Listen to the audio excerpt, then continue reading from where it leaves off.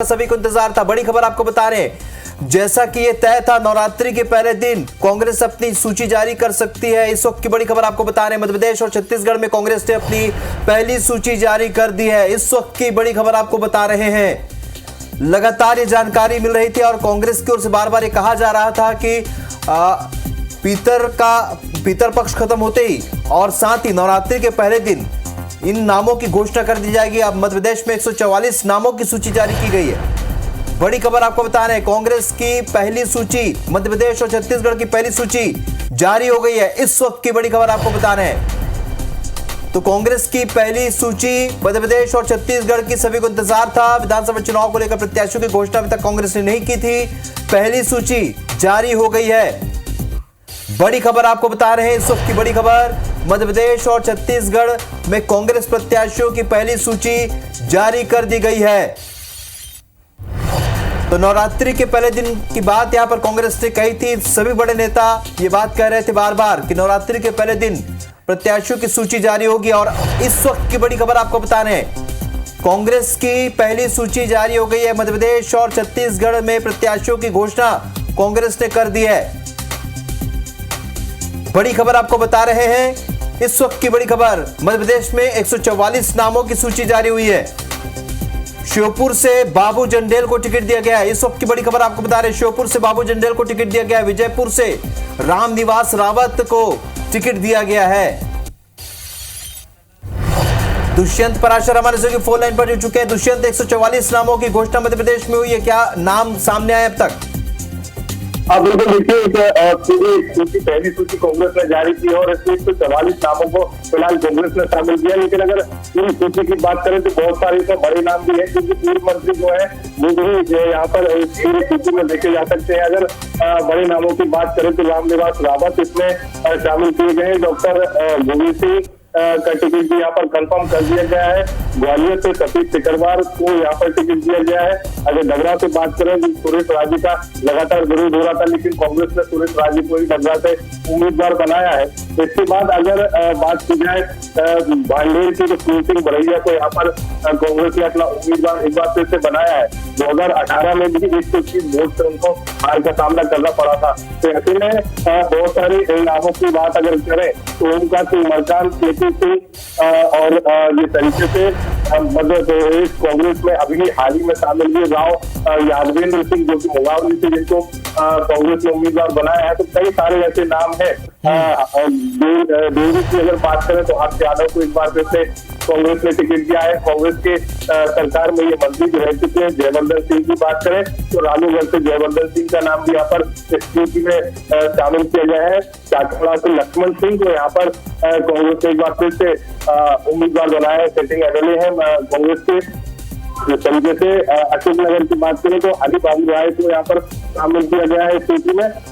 तुर्की गोविंद सिंह राजपूत का क्षेत्र है, जिसमें नीरज शर्मा को यहाँ पर कांग्रेस ने अपना उम्मीदवार बनाया है। तो ऐसे में 144 नाम की सूची जो है कांग्रेस ने जारी की है। और आपसे थोड़ी सी देर पहले जब ये सूची जारी हुई तो उसमें सिटिंग एमएलए जितने भी जिन नामों पर लगातार चर्चा पिछले दिनों की जा रही थी, तो 40 नामों पर संशय बना हुआ था, तो 140 नाम जो है वो क्लियर कर लिए गए थे।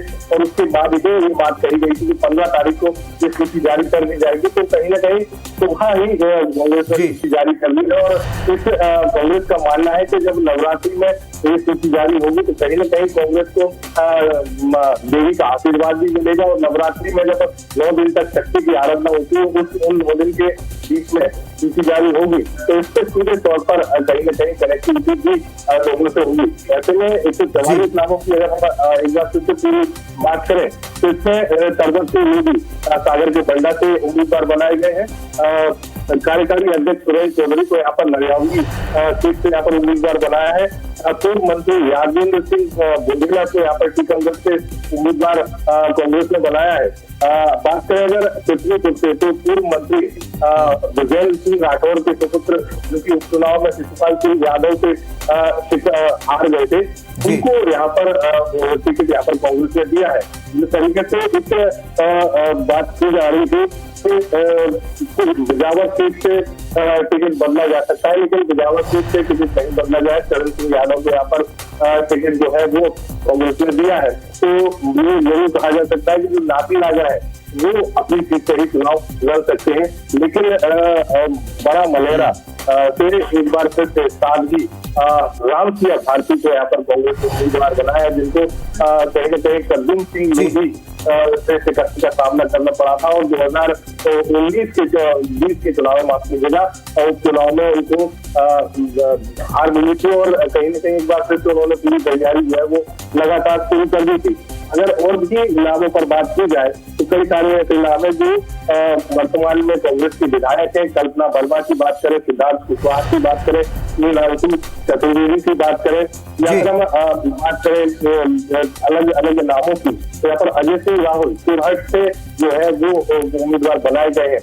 मतलब सरतेंदु तिवारी जो कि बीजेपी के उम्मीदवार है, उनका सामना अजय सिंह यहाँ पर करते हुए नजर आएंगे। पिछले चुनाव में हार का सामना अजय सिंह को करना पड़ा था और कहीं न कहीं जब चलिए दुष्यंत, आपको यहाँ पर रोकेंगे, हमारे दर्शकों को हम अपडेट कर देते हैं। इस वक्त की बड़ी खबर आपको बता रहे हैं, छत्तीसगढ़ में और मध्य प्रदेश में कांग्रेस प्रत्याशियों की पहली सूची जारी हो गई है। विधानसभा चुनाव से जुड़ी बड़ी खबर आपको बता रहे हैं, बीजेपी ने पहले ही अपनी प्रत्याशियों की घोषणा कर रखी, लेकिन अब कांग्रेस ने अपने प्रत्याशियों की सूची जारी की है। आपको बता दें, मध्य प्रदेश में 144 नामों की सूची जारी हुई है, छत्तीसगढ़ में 30 नामों की सूची जारी हुई है। तो टीएस सिंहदेव को अंबिकापुर से टिकट दिया गया है, वहीं अब दोनों जगह की टिकटें किसको किसको मिली है आपको बता रहे हैं। लगातार हम अपडेट बता रहे हैं आपको, क्योंकि विधानसभा चुनाव से जुड़ी बड़ी खबर आपको बता रहे हैं। कांग्रेस ने अपनी सूची जारी की है। सौरभ परियार हमारे स्टूडियो के फोन लाइन पर जुड़े हैं। सौरभ, 30 नाम जिस पर अब तय हो चुका है कौन कौन चुनाव लड़ने वाले, कौन कौन से वो बड़े नाम है? बिल्कुल, देखिए राहुल, कुछ देर पहले ही हमने बताया था कि किस तरीके से कांग्रेस प्रत्याशियों की लिस्ट जारी हो सकती है और आज जो 20 सीट प्रथम चरण के मतदान होने हैं उसको लेकर जो है वो 20 प्रत्याशी के नाम तो हुए हैं, उसके अलावा 10 जो अतिरिक्त है, जो मंत्रियों के नाम है, मुख्यमंत्री के नाम है, उनके नाम है। तो सबसे प्रमुख जो बात मैं बताऊं कि देखिए मंत्रियों की जो सीट है वो तो सभी है, जैसे मुख्यमंत्री पाटन से, टीएस सिंहदेव अंबिकापुर से, अमरजीत भगत सीतापुर से, शिव डहरिया आरंग से, लेकिन गुरु रुद्र कुमार को नवागढ़ सीट दिया गया, जो सबसे पहले IBC 24 में जो है दिखाया था कि मंत्री रुद्र कुमार को जो है नवागढ़ की ही टिकट दी जाएगी और अहिवारा वो छोड़ दिए हैं। और ये उसके बाद आप देखिए कि रविंद्र चौबे को साजा से, ताम्रध्वज साहू को दुर्ग ग्रामीण से, पंडरिया से। सौरभ, यहाँ पर आपको रोकेंगे। इस वक्त जो मध्य प्रदेश में भी जो प्रत्याशियों के नाम घोषित हुए, हम लिस्ट दिखाने सूची है, देखिए आप, ये वो नाम है जो कि घोषित किए गए 144 नाम मध्य प्रदेश के प्रत्याशियों के, और उसे घोषित कर दिया गया है क्योंकि लगातार इंतजार हो रहा था इन प्रत्याशियों के घोषणा का, और अब 144 नामों की घोषणा कांग्रेस ने कर दी है मध्य प्रदेश में। वहीं 30 नाम छत्तीसगढ़ में घोषित हैं। तस्वीर जो आप देख रहे हैं वो उसी सूची की है, जिसमें 144 नाम आप देख सकते हैं। 144 नामों को फाइनल कर दिया है मध्य प्रदेश ने, यानी सभी को इंतजार था। और आज नवरात्रि का पहला दिन है, बार बार ये कांग्रेस कह रही थी कि नवरात्रि के पहले दिन हम शुभ मुहूर्त पर इन नामों की घोषणा करेंगे। 144 नाम मध्य प्रदेश में और 30 नाम छत्तीसगढ़ में घोषित कर दिए गए।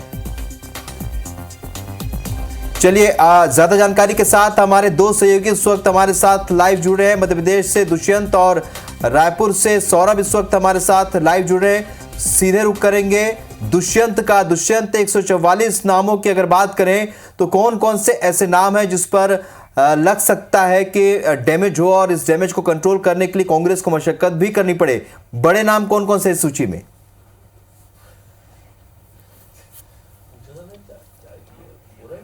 दुष्यंत, नामों की बात करें तो बहुत सारे पूर्व मंत्रियों के नाम हैं जो कमलनाथ सरकार में मंत्री रहे हैं। जिस तरीके से जबलपुर की बात करें तो जबलपुर में लखन घनघोरिया, तरुण भनोट को यहाँ पर उम्मीदवार कांग्रेस ने बनाया है। सिटिंग एमएलए विनय सक्सेना को भी यहाँ पर टिकट दिया है। सोनकच्छ से बात की जाए तो सज्जन सिंह वर्मा को एक बार फिर से टिकट दिया गया है। लेकिन एक चौंकाने वाला नाम ये है कि शिवराज सिंह चौहान जो कि मध्य प्रदेश के मुख्यमंत्री हैं, उनकी सीट से यहाँ पर कोई बड़ा चेहरा उतारने की बात यहाँ पर कांग्रेस करती हुई नजर आ रही थी, लेकिन इस बार विक्रम मस्ताल को वहां से टिकट जो है वो कांग्रेस ने दिया है, जो कि कहीं ना कहीं जो रामानंद सागर की दूसरी रामायण है उसमें हनुमान का किरदार निभा चुके हैं। और लगातार जैसे ही उन्होंने कांग्रेस का दामन थामा था उसके बाद लगातार वो नर्मदा को बचाने के लिए यात्राएं भी निकाल रहे थे और तमाम सारे जनजागरण कार्यक्रम भी चला रहे थे कांग्रेस के माध्यम से। तो ऐसे में कहीं ना कहीं कांग्रेस ने एक ऐसा चेहरा उतारा है जो युवा है और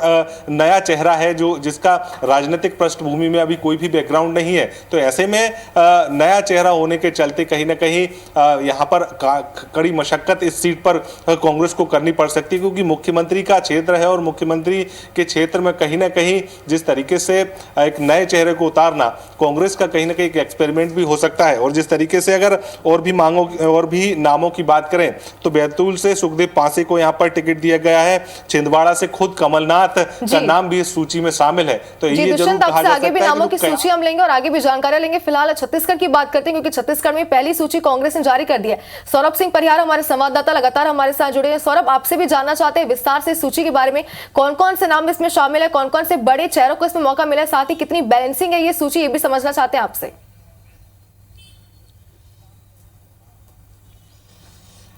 बिल्कुल, देखिए सबसे पहले तो जो 30 नाम घोषित किए गए हैं उसमें 6 कांग्रेस विधायकों की टिकट कट गई है। सबसे बड़ी खबर यही है, और जो IBC 24 ने बड़ी प्रमुखता से दिखाया था जी कि कांग्रेस की जो पहली लिस्ट जारी होने वाली है उसमें 6 कांग्रेस विधायकों की टिकट कट गई है और 4 महिला प्रत्याशी को मौका दिया गया है। कांग्रेस जो 4 विधानसभा में महिला उम्मीदवार दिया गया है, लेकिन सबसे महत्वपूर्ण नाम आप देखिए कि गिरीश देवांगन को जो है राजनांदगांव से उतारा गया है। ये जो है नाम काफ़ी पहले से आ रहा था, लेकिन कहीं ना कहीं हो सकता है कि ये चूंकि ये है खरोरा से, इसलिए कहा जा रहा था कि गिरीश देवांगन को नहीं लड़ाया जाएगा। लेकिन आप देखिए कि राजनांदगांव से गिरीश देवांगन को जगह दी गई है। आपको याद होगा कि गिरीश देवांगन जो है अभी एक निगम के अध्यक्ष है और मुख्यमंत्री भूपेश बघेल के जो है बचपन के मित्र हैं, उनको ये टिकट दी गई है। पिछले समय जो है प्रभारी महामंत्री भी रह चुके हैं, तो एक ये बड़ा नाम दिया गया है। सबसे पहले और बता दें कि पंडरिया से जो है ममता चंद्राकर जो विधायक है उनकी टिकट जो है काट दी गई है। नीलू चंद्रवंशी को टिकट दी गई है, जो पूर्व में जिला कांग्रेस कवर्धा के अध्यक्ष रह चुके हैं। इसी तरीके से जो डोंगरगढ़ से हमने बताया था कि जो भुवनेश्वर बघेल हैं उनकी टिकट काट दी गई है और वहां पर महिला प्रत्याशी उतारा गया है, हर्षिता स्वामी बघेल को उतारा गया है। ये पूरी तरीके से फ्रेश कैंडिडेट हैं। इसी तरीके से जो हमने और बताया था कि खुज्जी में जो है जो छन्नी साहू था उनका नाम काट दिया गया है और उनके जगह भोला राम साहू जो पूर्व विधायक भी रह चुके हैं और सांसद का चुनाव भी 2019 में लड़े थे, उनको एक बार फिर से कांग्रेस पार्टी ने टिकट दी है, उन पर भरोसा जताया है। इसी तरीके से एक और नाम जो है अंतागढ़ से जो रूप सिंह पोटाई है उनको जो है जगह दी गई है। अंतागढ़ के जो विधायक हैं उनको उनकी टिकट काट दी गई है। इसी तरीके से जो एक और नाम हम जो पहले से बता रहे थे, कांकेर से शिशुपाल सोरी की टिकट जो है काट दी गई है और शंकर धुर्वा को जो है ये नाम शामिल किए गए हैं, उनको जगह दी गई है। तो ये अंतागढ़ से अनूप नाग थे जिनको जो है रूप सिंह पोटाई की जगह दी गई है, रूप सिंह पोटाई को उतारा गया है, अनूप नाग की टिकट कट गई है। तो आप देखिए कि चार महिला है, उसमें कौन कौन से वो बता देता हूं मैं आपको। सबसे पहले जो है नाम है डोंडी लोहारा से जो मंत्री अनिला भेड़िया है उनको उतारा गया है। खैरागढ़ यशोदा जो वर्मा है उनको उतारा गया है। जो विक्रम जो सिंह है उनके अपोजिशन में रहेंगे और आपको याद होगा कि पिछले दिनों जब देवव्रत सिंह का निधन हुआ था उसके बाद उपचुनाव में वो जीती थी और उनके कयास पूरी लगाए जा रहे थे कि यशोदा वर्मा को टिकट मिलेगी, चूंकि वो जो है लोधी समाज से आते हैं और वो टिकट उन्हें मिल गई है। तो ये दूसरा नाम है। तीसरा नाम इसी तरीके से डोंगरगढ़ से हर्षिता स्वामी जो बघेल है उनको दिया गया है। और चौथा नाम जो है सावित्री मंडावी, ये भी जो है उपचुनाव में भानु प्रतापपुर में उपचुनाव में जीती थी, जो इनके पति है मनोज मंडावी, उनके निधन के बाद जो है ये उतरी थी। तो ये काफी बैलेंसिंग सीट है और जो IBC 24 ने बड़ी प्रमुखता से दिखाया था कि 6 कांग्रेस विधायकों की टिकट कटेगी पहले चरण में और वो कट गए हैं। और आप देखिए कि मुख्यमंत्री भूपेश बघेल को पाटन से उतारा गया है, अंबिकापुर से TS सिंहदेव, सीतापुर से अमर। ठीक है सौरभ, आपके पास लौटेंगे, हाँ, इस वक्त रुक करेंगे मध्य प्रदेश का। मध्य प्रदेश में भी क्या ऐसे ही डिक्लेयर किए गए हैं प्रत्याशी, जैसे दुष्यंत माना जा रहा था, जैसे सौरभ बता रहे हैं कि कुछ विधायकों के सिटिंग एमएलए के टिकट काटे गए हैं छत्तीसगढ़ में। क्या मध्य प्रदेश में भी कुछ वैसे ही हालात है? क्या यहाँ पर भी महिला आरक्षण को ध्यान में रखा गया? महिला उम्मीदवार कितने हैं इसमें अभी जो घोषित हुई इस सीट में?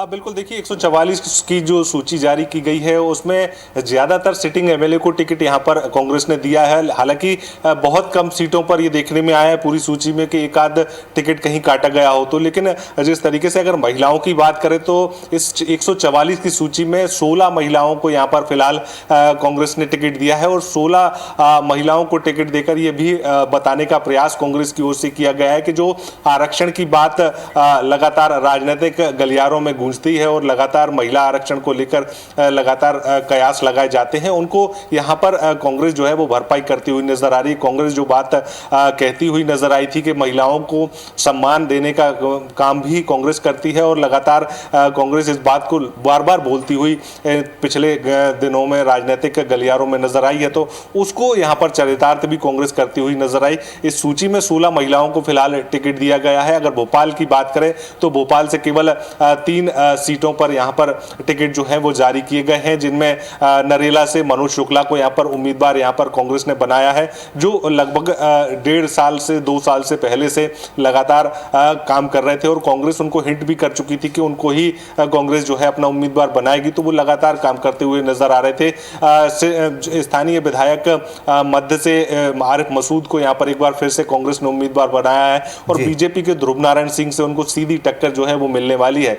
अगर बात की जाए बैरसिया की तो बैरसिया में एक बार फिर से 2018 की भांति ही जयश्री हरिकरण को यहाँ पर कांग्रेस ने अपना उम्मीदवार बनाया है। तो ऐसे में बहुत सारे ऐसे नाम हैं जिन पर अगर चर्चा की जाए तो खासा जो राजनीतिक अनुभव जो है वो यहाँ पर भी महसूस होगा। साथ ही साथ कमलनाथ से लेकर अगर पूर्व मंत्रियों की बात करें तो कमलनाथ का भी नाम इस सूची में शामिल है और उनके तमाम सारे पूर्व मंत्रियों के नाम भी इसी सूची में शामिल हैं। तो ये जरूर कहा जाए कि कमलनाथ के पूरे कैबिनेट को यहाँ पर कांग्रेस ने टिकट दिया है और उसके साथ में अगर जो सिटिंग एमएलए की बात करें तो सिटिंग एमएलए को भी यहाँ पर तमाम सारे जो टिकट हैं वो यहाँ पर जारी किए गए हैं। तो ये जरूर नहीं कहा जा सकता कि जो डैमेज की बात कांग्रेस में निकलकर सामने आ रही थी कि ये जरूर कहा जाएगा कि जब टिकट जारी होंगे तो कई सारे विरोध प्रदर्शन यहाँ पर देखने को मिलेंगे, वो तो मिलने ही वाले हैं। लेकिन ये जरूर कहा जा सकता है कि जिन उम्मीदों पर जो लोग खरे उतरे,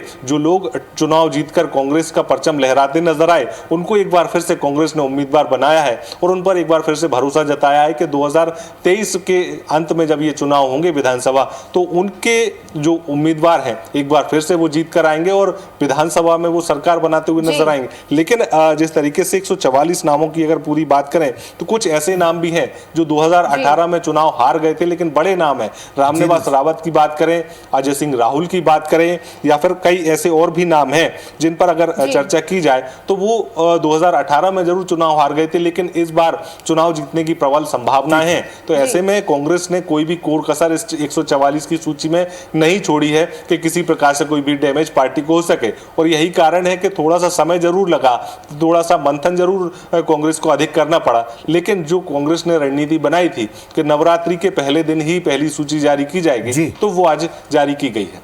बिल्कुल दुष्यंत, एक बार फिर छत्तीसगढ़ का रुख करते हैं। हमारे संवाददाता सौरभ हमारे साथ जुड़े हुए हैं। सौरभ, जातिगत समीकरणों की बात करें तो इस लिहाज से सूची को कैसे देख सकते हैं?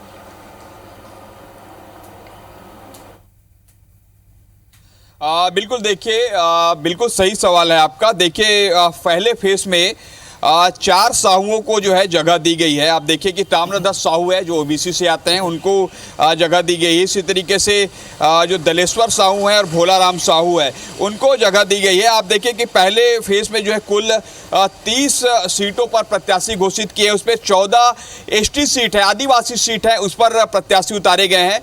2 एसटी सीट है, उस पर नवागढ़ से गुरु रुद्र कुमार जो पहले अहिवारा में थे अब नवागढ़ चेंज कर दिए हैं और मंत्री शिव डारिया को आराम से टिकट दिया गया जो एससी में आते हैं। इसी तरीके से कांग्रेस ने 4 महिला प्रत्याशी भी उतारे हैं और जैसे हम बहुत पहले से कह रहे थे कि आप देखिए कि जो बस्तर है, बस्तर संभाग की 12 सीटों की अगर बात करें तो बस्तर संभाग में जो काफ़ी समय से नाम आ रहे थे कि इन विधायकों को टिकट नहीं दी जाएगी और उन विधायकों को टिकट नहीं दिया गया है और चित्रकूट से प्रदेश कांग्रेस अध्यक्ष दीपक बैज को उतारा गया है, क्योंकि पूरे जो 5 राज्यों में जो चुनाव हो रहा है वहां के प्रदेश कांग्रेस अध्यक्षों को भी जो है टिकट दिया गया है। जैसे कमलनाथ को भी मध्य प्रदेश से दिया गया है, वैसे दीपक बैज को भी दिया गया है। आप लेकिन सबसे प्रमुख नाम जो राजनांदगांव से गिरीश देवांगन जो काफी समय से वहां पर सक्रिय थे और कहीं ना कहीं जैसे करुणा शुक्ला को बाहर का प्रत्याशी बताया जाता था जब कांग्रेस ने 2018 में उतारा था, तो कहीं ना कहीं 2023 में भी जब गिरीश देवांगन का नाम आया है तो कहीं ना कहीं ये भी बाहरी प्रत्याशी के रूप में वहां पर जाने जाएंगे, क्योंकि उनका कोई वहां पर कोई ऐसा क्षेत्र नहीं रहा है, वो खरोरा से आते हैं। लेकिन कहीं ना कहीं अब देखना होगा कि इस पर क्या बयानबाजी कांग्रेस नेताओं की आती है, क्योंकि इससे पहले हम जो सौरभ आपके पास आएंगे। इस वक्त नरेश मिश्रा हमारे सहयोगी इस वक्त जगदलपुर से लाइव जुड़ चुके हैं। नरेश, क्योंकि पहले चरण में बस्तर में चुनाव होने हैं, यहां पर भी प्रत्याशियों की घोषणा अब यहां पर कांग्रेस ने कर दी है। दीपक बैज, विक्रम मंडावी समेत जो सीटों हैं उस पर ऐलान किया है। किस तरीके का अब यहां पर मुकाबला देखने को मिल सकता है नरेश?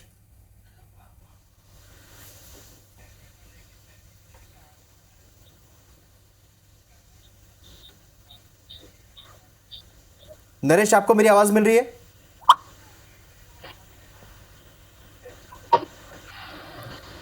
लगता है हमारा संपर्क नरेश से नहीं हो पा रहा है। सौरभ, आप बताइए इस सूची के बारे में, क्योंकि बस्तर के पहले चरण में जो चुनाव होने हैं उनमें अब प्रत्याशियों की घोषणा हो चुकी है। किस तरीके का मुकाबला बीजेपी और कांग्रेस में देखने को मिल सकता है और प्रत्याशियों के लिहाज से कितना अहम है?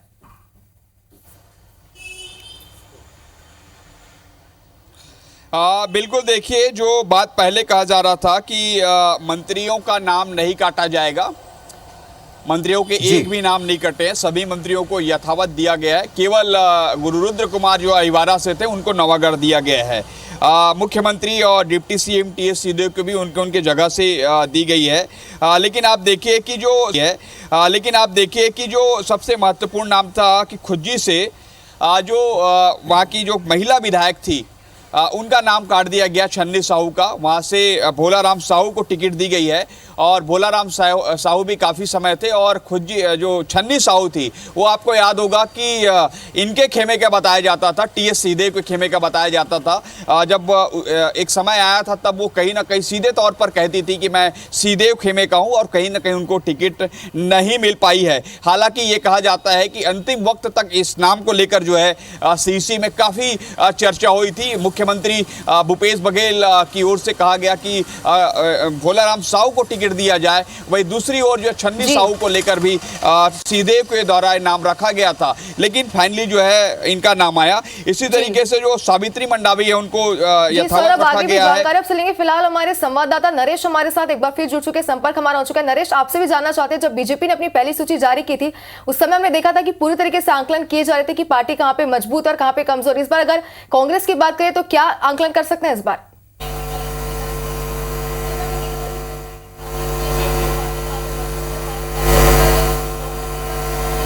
नरेश, सुन पा रहे हैं आप हमें?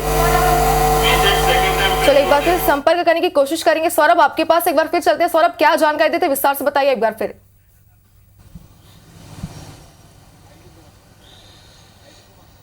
बिल्कुल, देखिए मैं वही जानकारी दे रहा था कि लगातार जो कांग्रेस के कयास लगाए जा रहे थे और वही सूची लगभग फाइनल हुई है और उसी को मैं बता रहा था कि किस तरीके से कांग्रेस ने एक एक नामों पर काफ़ी एक्सरसाइज किया है। और ये बात भी आ रही थी कि जो गुरुरुद्र कुमार हैं उनको अहिवारा से नवागढ़ दिया जाए, लेकिन काफ़ी उसके बाद उनको टिकट दी गई है नवागढ़। और नवागढ़ में जो है पहले से ही कांग्रेसी बैठे हैं। कई जगह आप देखिएगा कि जो जो नए नाम आए हैं या जिनकी टिकट कटी है वो जो है कहीं ना कहीं अब विरोध प्रदर्शन करेंगे कि उनको टिकट मिलनी चाहिए। और जैसे मैं 2-3 नाम बता रहा हूँ, एक गिरीश देवांगन है राजनांदगांव से जिनको टिकट दी गई है, नवागढ़ से गुरुरुद्र कुमार, तो हो सकता है कि इनका विरोध हो क्योंकि दोनों बाहरी के नाम पर जो है उन पर मुहर लगेगी। और निश्चित रूप से जब पहले ही जब नवागढ़ को लेकर चर्चा हो रही थी तब भी जो है कांग्रेस के तमाम जो दावेदार हैं वो भी जो है यहाँ के वरिष्ठ नेताओं से मुलाकात किए थे, प्रभारी कुमारी शैलजा से मिलने आए थे, और जिस तरीके से हेमा देशमुख, जितेंद्र मुदलियार जैसे और अन्य बड़े नेताओं के नाम आ रहे थे, वहां भी ये नहीं हो पाया। तो ऐसे में आप देखिएगा कि बहुत जल्द जो है कांग्रेस की जो ये टिकट है कुछ सीटों को लेकर, तो उस पे ये स्थिति देखने को मिलेगी। लेकिन ये इसमें खास बात ये है कि लगभग चार चेहरे जो है। सौरभ, आप बिंदुवार आकलन करें सीटों का, लेकिन इस वक्त रुक करेंगे मध्य प्रदेश का। दुष्यंत हमारे साथ हमारे सहयोगी लगातार बने हुए। दुष्यंत, अगर 2018 के चुनाव की बात करें, कांग्रेस ने बेहतर प्रदर्शन किया था, क्या इन सूची में वही सारे प्रत्याशी हैं जो 2018 में प्रत्याशी घोषित किए गए थे? क्योंकि कुछ तो क्योंकि बागी होकर बीजेपी में चले गए थे, तो इस तरीके से इस पूरे उसको लिस्ट को कैसे मैनेज किया कांग्रेस ने, और क्या ये 2018 में जो प्रत्याशी जिन्होंने बेहतर प्रदर्शन किया, क्या उनको प्राथमिकता है?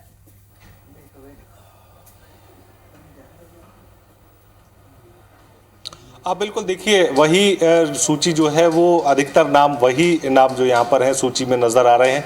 कमलनाथ कैबिनेट के 16 मंत्री यहाँ पर इस पूरी सूची में नज़र आ रहे हैं। इसके साथ में जो पूर्व मंत्री हैं उनको भी यहाँ पर टिकट दिया गया है। साथ ही साथ टिकट ऐसे लोगों को दिया गया है जो नोन चेहरे हैं। मतलब अगर डबरा की बात करें तो सुरेश राजेश को टिकट दिया गया है, लाखन यादव को ग्वालियर के भितरभार से टिकट दिया गया है। साथ ही साथ सतीश सिखरवार जो कि वर्तमान में ही कांग्रेस के विधायक हैं, उनको टिकट दिया गया। प्रवीण पाठक पिछली बार चुनाव जीत कर आए थे कांग्रेस की ओर से, तो उनको भी यहाँ पर टिकट दिया गया है।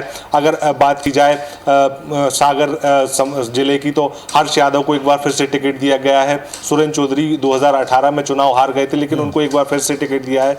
पन्ना के पवई से मुकेश नायक को कांग्रेस ने उम्मीदवार बनाया। मुकेश नायक 2018 में चुनाव हार गए थे। अजय सिंह राहुल पूर्व नेता प्रतिपक्ष हैं, लेकिन वो भी 2018 में चुनाव हारे थे, और उनको भी यहाँ पर कांग्रेस ने चुरहट से एक बार फिर से उम्मीदवार बनाया है। तो चेहरे लगभग वही चेहरे 2018 के ज्यादातर नजर आ रहे हैं। लेकिन अगर कुछ चेहरों की बात करें तो कुछ चेहरे यहाँ पर नए भी शामिल किए गए हैं।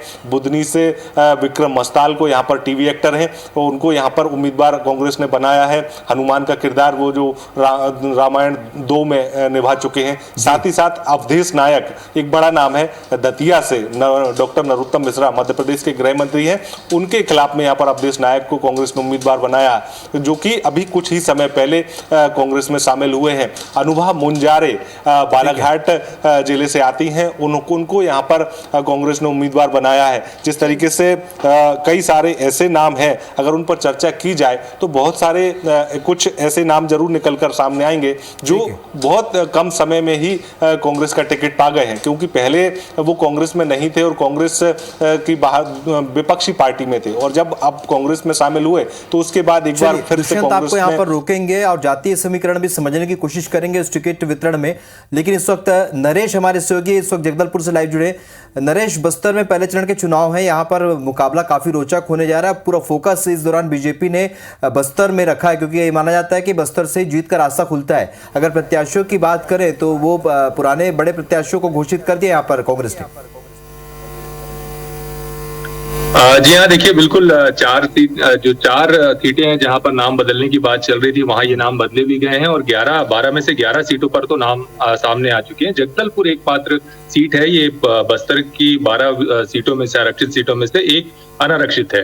तो यहाँ पर पहले ये चल रहा था कि यहाँ जो चेहरा है वो बदला जा सकता है, या जो बाकी के दावेदार हैं वो अलग अलग खेमों से काफी मजबूत हैं, इसलिए इस सीट पर शायद अभी नाम आना बाकी है। लेकिन अगर आप देखें तो परिवर्तन कांग्रेस ने भी किया है रणनीति के तहत। 2018 में बेहतर प्रदर्शन के बावजूद भी सावधानी कांग्रेस की तरफ से बरती गई है। इसमें विशेष तौर पर शिशुपाल सोरी, जो कि एक बड़ा आदिवासी चेहरा थे, कांकेर में उनका ये चल भी रही थी कि उनकी टिकट शायद काटी जा सकती है, संगठन से जो सर्वे हुआ था उसके मुताबिक। तो ये चेहरा बदला गया। यहाँ शंकर दुर्वा जो पहले जीत चुके थे उनको मौका मिला। इसी तरह से अंतागढ़ में भी जो परफॉर्मेंस को लेकर के बात चल रही थी वहां अनूप नाग की, वहां पर भी एक नए चेहरे को मौका मिला है। चित्रकूट में भी जो दीपक बैज है, लगातार जीतते रहे हैं वो चुनाव, इसीलिए उनको मौका दिया गया है, क्योंकि वो प्रदेश अध्यक्ष भी हो गए थे। और जब उन्होंने अपनी दावेदारी प्रस्तुत की तो खास बात ये कि जो ग्रामीण अध्यक्ष थे बलराम मौर्य, जो कि खुद भी एक दावेदार हैं, उनको घर बुलाकर उन्होंने स्थानीय संगठन के जरिए अपनी दावेदारी प्रस्तुत कराई, ना कि उन्होंने सीधे खुद दावेदारी की। तो उन्होंने एक मजबूत तरीके से अपनी दावेदारी प्रस्तुत की और प्रदेश अध्यक्ष होने का उनको फायदा भी मिला। पिछले चुनावों में लगातार अविजित रहे हैं, मजबूत कद्दावर नेता के तौर पर उनकी छवि लगातार बढ़ती रही है कांग्रेस के भीतर, तो वो उन्हें यहाँ पर पार्टी ने मौका दिया है।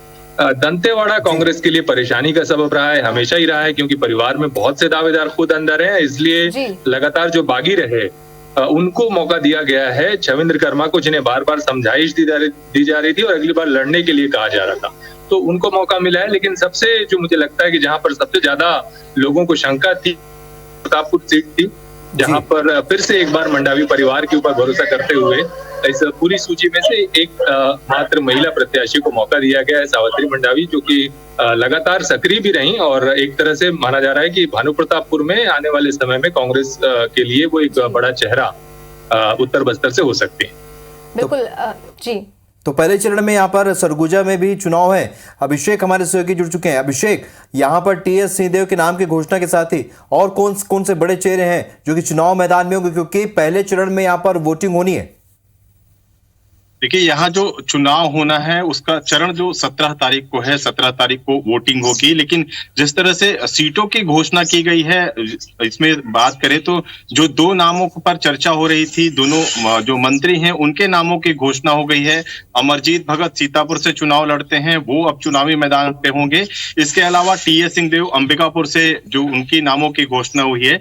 लेकिन 14 संभाग की बात करें, जो संभाग की 14 सीटें हैं उनको बात करें तो कई ऐसे नाम है जहां पर संशय को स्थिति है। यही कारण है कि बाकी नामों की घोषणा नहीं की गई है। कांग्रेस ये पूरी स्थिति स्पष्ट करना चाहती है, क्योंकि भाजपा की बात करें तो 14 में से 13 नामों की घोषणा भाजपा ने कर दी है और सभी जो प्रत्याशी हैं वो अपनी चुनावी तैयारी में जुट चुके हैं। ऐसे में काफी समय से ये प्रतीक्षा थी कब कांग्रेस अपने नामों की घोषणा करेगी, कब प्रत्याशियों का चयन होगा और उसके बाद जो कांग्रेस के प्रत्याशी हैं वो चुनावी मैदान में होंगे। तो दो नामों पर मुहर लग चुकी है, लेकिन अभी भी सरगुजा संभाग की जो 12 सीटें हैं वहां पर संशय की स्थिति है। और कई बार ये बड़े नेताओं ने कहा है कि कुछ जो विधायक हैं उनके स्थान पर दूसरों चेहरे को मौका दिया जा सकता है। ऐसे में जो कांग्रेस की कवायद अब भी जारी है और जो टिकटों को लेकर मंथन है उस पर विचार किया जा रहा है। कई ऐसे नाम जो थे जिन विधायकों को डेंजर जोन में रखा गया था, यानी उनकी स्थिति उस लायक नहीं है कि वो चुनावी मैदान पे जाएं और जीत दर्ज कर सकें। ऐसे में लगातार कवायद जारी है। लेकिन इस बीच जो सूची आई है उसमें दो नाम तय कर लिए गए हैं, टीएस सिंहदेव और अमरजीत भगत, जो दोनों बड़े नेता हैं, दोनों मंत्री हैं, वो अब चुनावी मैदान में होंगे और अब एक तरह से कवायद शुरू हो जाएगी कि बाकी सीटों पर आखिर कांग्रेस कब अपने प्रत्याशियों की घोषणा कर पाती। बिल्कुल, चूंकि बस्तर की बात हो रही थी इसलिए उसके बाद तुरंत सरगुजा की बात हुई, इसलिए अभिषेक त्रुटिवश ये बात मैंने कह दी कि 17 पहले चरण में चुनाव होंगे, 17 को होंगे दूसरे चरण में यहाँ पर चुनाव। लेकिन दो बड़े चेहरे यहाँ पर चूंकि टीएस सिंहदेव भी हैं और साथ ही आप बता रहे हैं अमरजीत भगत का भी नाम तय हुआ, इसलिए अब चूंकि यहाँ पर नाम तय हो चुके हैं इसलिए ये चर्चा में आई। अब रुक करेंगे एक बार फिर से मध्य प्रदेश का जाति समीकरण की हम बात कर रहे थे। दुष्यंत, यहाँ पर किन किन जाति समीकरण का ख्याल यहाँ पर रखा गया है इस सूची में?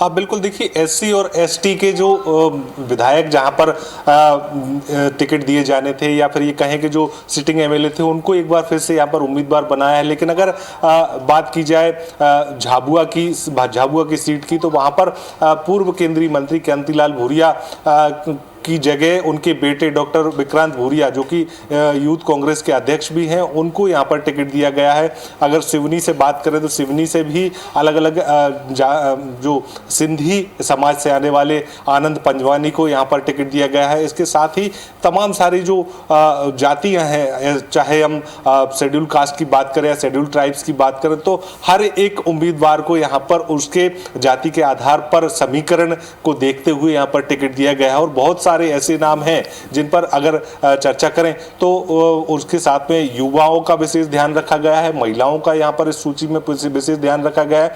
जातिगत समीकरणों की बात करें तो उनका यहाँ पर ध्यान रखा गया है। शेड्यूल कास्ट की जो सीटें हैं उस शेड्यूल कास्ट की सीटों पर इस पर विशेष ध्यान ये दिया गया है कि अगर जहाँ पर महिलाओं की आवश्यकता शेड्यूल कास्ट की है वहाँ पर महिलाओं को यहाँ पर टिकट कांग्रेस ने दिया है। लेकिन बहुत सारे ऐसे नाम हैं जिनको देखा जाए तो वो पहले चुनाव लड़ चुके हैं लेकिन हार गए थे, लेकिन कई चेहरे ऐसे भी हैं जो पहली बार चुनाव लड़ेंगे। जिस तरीके से अभिजीत शाह की बात करें तो अभिजीत शाह जो है शेड्यूल्ड ट्राइब से आते हैं और मध्य प्रदेश के जो वन मंत्री हैं विजय शाह, उनके भतीजे हैं, उनके बड़े भाई के बेटे हैं। तो ऐसे में ये जरूर कहा जाए कि बहुत सारे ऐसे नाम भी अगर इस पूरी सूची में देखा जाए 144 की सूची में, तो बहुत सारे ऐसे नाम हैं जो कहीं ना कहीं परिवार के जो लोगों को टिकट ना देकर अब नई पीढ़ी के लोगों को यहाँ पर टिकट दिया गया है। तो उससे ये भी कांग्रेस ने बताने का प्रयास किया है कि युवाओं का भी इस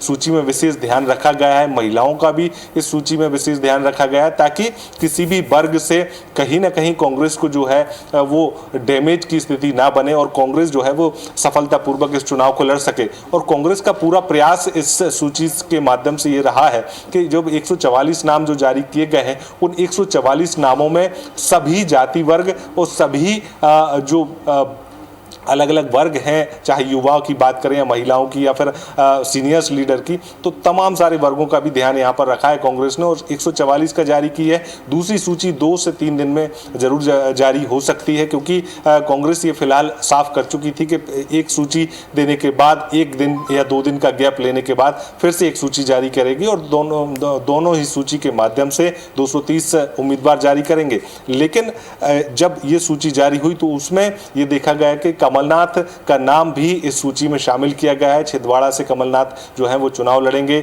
और उसके साथ में अगर पूर्व मंत्रियों की बात करें तो 16 पूर्व मंत्रियों को यहाँ पर टिकट दिया गया है। साथ ही साथ महिलाओं की बात करें तो 16 महिलाओं को यहाँ पर टिकट दिया गया है। युवाओं की बात करें तो युवा कांग्रेस से भी यहाँ पर जो कोटा मांगा गया था उस कोटे की भरपाई यहाँ पर पूरी करने की कोशिश की गई है। साथ ही साथ SC/ST वर्ग की बात करें तो SC/ST वर्ग से आने वाले चाहे पूर्व मंत्री हों चाहे सिटिंग MLA हों, उन तमाम सारे लोगों को यहाँ पर कांग्रेस ने उम्मीदवार बनाया है ताकि कहीं ना कहीं चुनाव से एन पहले कांग्रेस को डैमेज कंट्रोल जैसी स्थिति पर ध्यान ना देना पड़े। और डैमेज कंट्रोल में अगर कांग्रेस लगती है तो कहीं ना कहीं डैमेज कंट्रोल की स्थिति को कंट्रोल करने में ही समय खराब हो जाएगा और प्रचार जो है वो पार्टी के पक्ष में नहीं हो पाएगा। तो इस बात को भी कांग्रेस ने ध्यान रखा कि ज्यादा डैमेज की स्थिति ना बने, ऐसी सूची जो है समतुल्य जारी की जाए और समीकरण तमाम सारे जो हैं वो उसमें शामिल किए जाएं।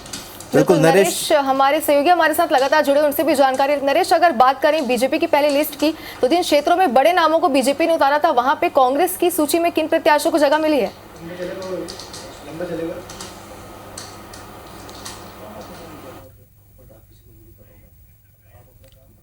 नरेश, आप सुन पा रहे हैं आप हमें? तो चलिए हमारे संवाददाता महेश गागड़ा देख लीजिए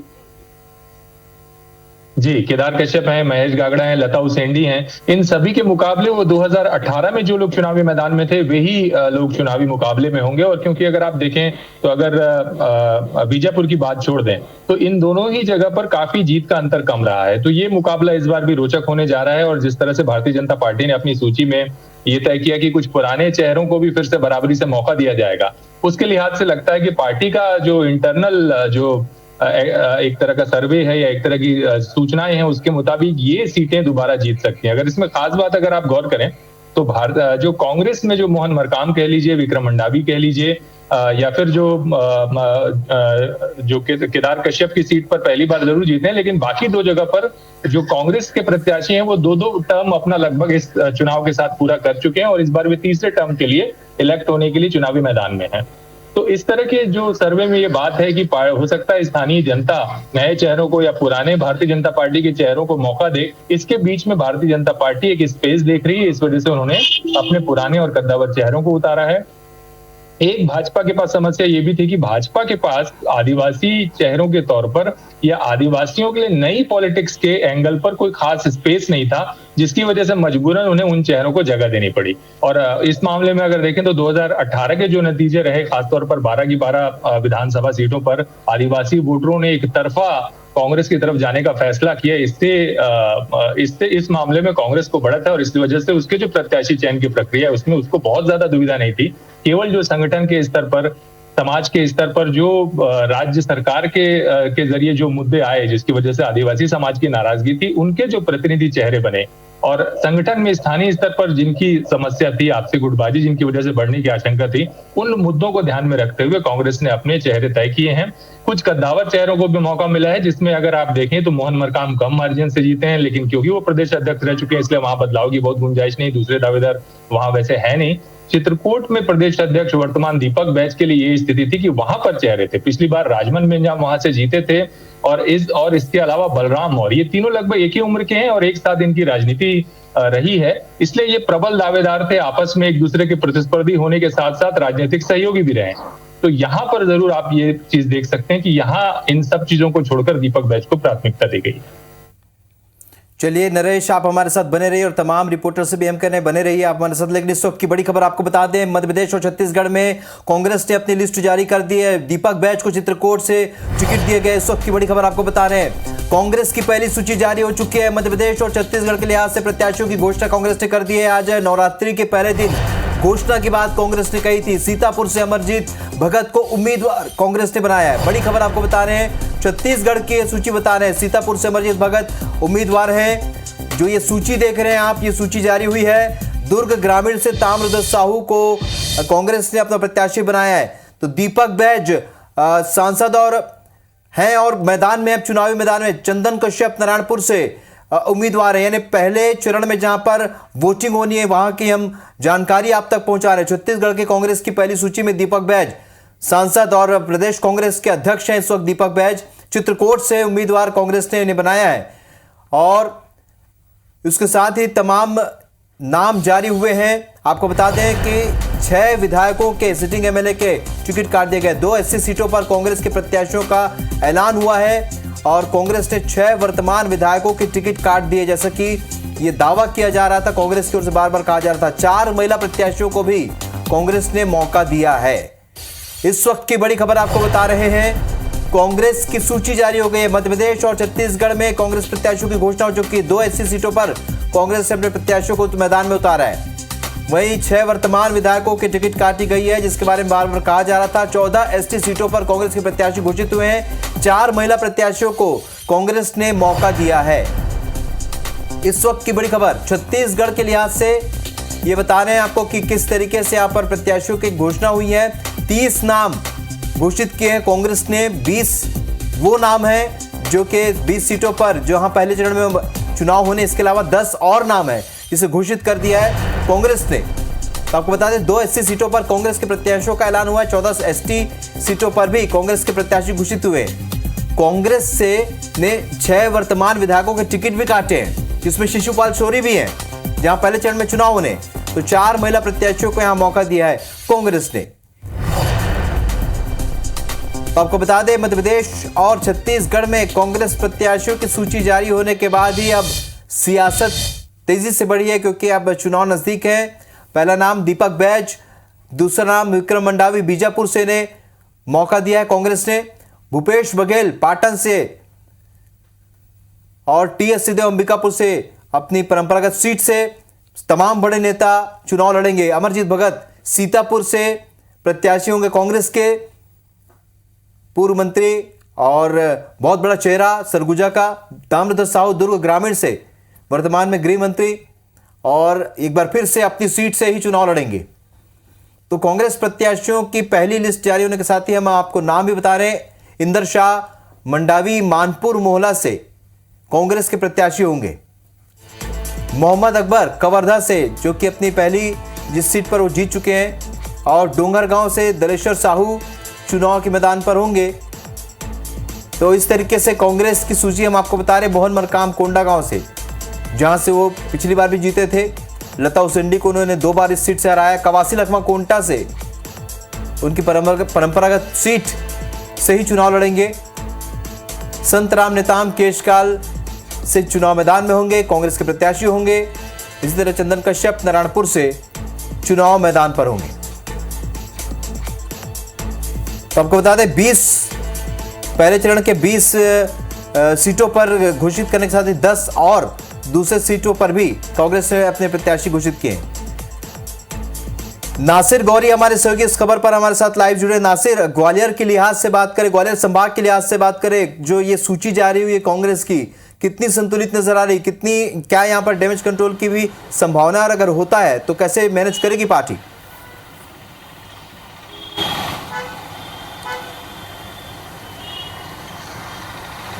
देखिए, ग्वालियर चंबल संभाग की 34 विधानसभा सीटों में से 26 सीटों पर कांग्रेस के प्रत्याशियों का ऐलान कर दिया गया है, जिसमें जो सिटिंग विधायक हैं उन पर ज़्यादा जोर दिया गया है। उनके नाम किसी के भी नहीं काटे गए, उनको प्रत्याशी बनाया गया है। इसके साथ ही कुछ सीटें ऐसी हैं, यानी कि 8 सीटें ऐसी हैं जहां पर होल्ड किया गया है, और ऐसी संभावना व्यक्त की जा रही थी कि इन सीटों पर कहीं ना कहीं पैच फंसा हुआ, या फिर बीजेपी से भी कुछ लोग हैं जो कहा जा सकता है कि जिनके नाम बड़ा तेजी से चल रहे हैं कि उनको अगर बीजेपी अपना टिकट नहीं देती है तो वो यहाँ से आ सकते हैं। तो ऐसे नामों को लेकर भी शायद उन सीटों पर होल्ड किया गया है। 8 ऐसी सीटें, जैसे अगर ग्वालियर जिले की बात करें तो ग्वालियर में 6 विधानसभा सीटें हैं, लेकिन एक सीट पर होल्ड कर दिया गया है, यानी कि ग्वालियर विधानसभा है, वहां पर होल्ड कर दिया गया है।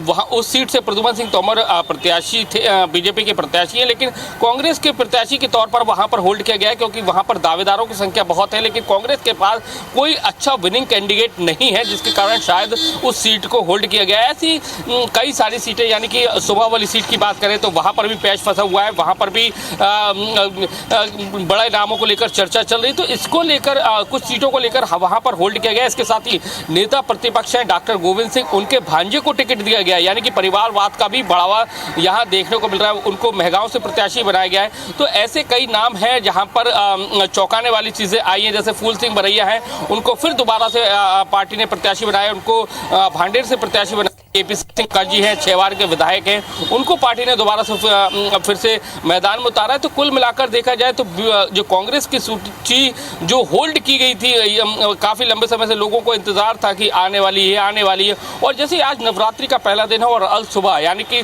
सुबह की पहली सुबह के साथ ही एक जो कांग्रेस के जो प्रत्याशी थे, जो उम्मीद लगाए हुए थे, उनको एक बड़ी खुशखबरी दी है। लेकिन सबसे बात यही है कि उपचुनाव के दौरान जो जीत कर आए थे कांग्रेस के प्रत्याशी, भले ही उनके खिलाफ माहौल खराब रहा, कहा जा रहा था कि उनकी स्थिति अच्छी नहीं है, पार्टी उनका टिकट काट सकती है। जैसी डबरा विधानसभा की बात करें, सुरेश राजे को लेकर विरोध भी देखने को मिला था।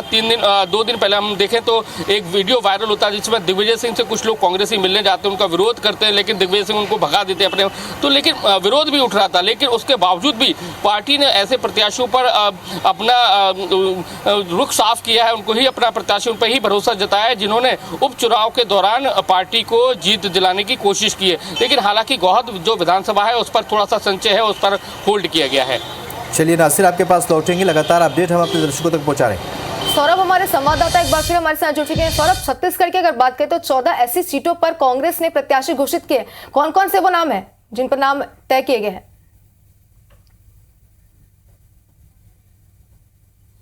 बिल्कुल, देखिए, सबसे पहले तो यही बता दें कि IBC 24 ने जिन जिन नामों पर मुहर लगाई थी उन्हीं को ही टिकट मिली है, और दूसरी बात कि जिन विधायकों की टिकट कटी थी, टिकट कटनी है ये हमने बताया था, उन विधायकों की टिकट कट गई है।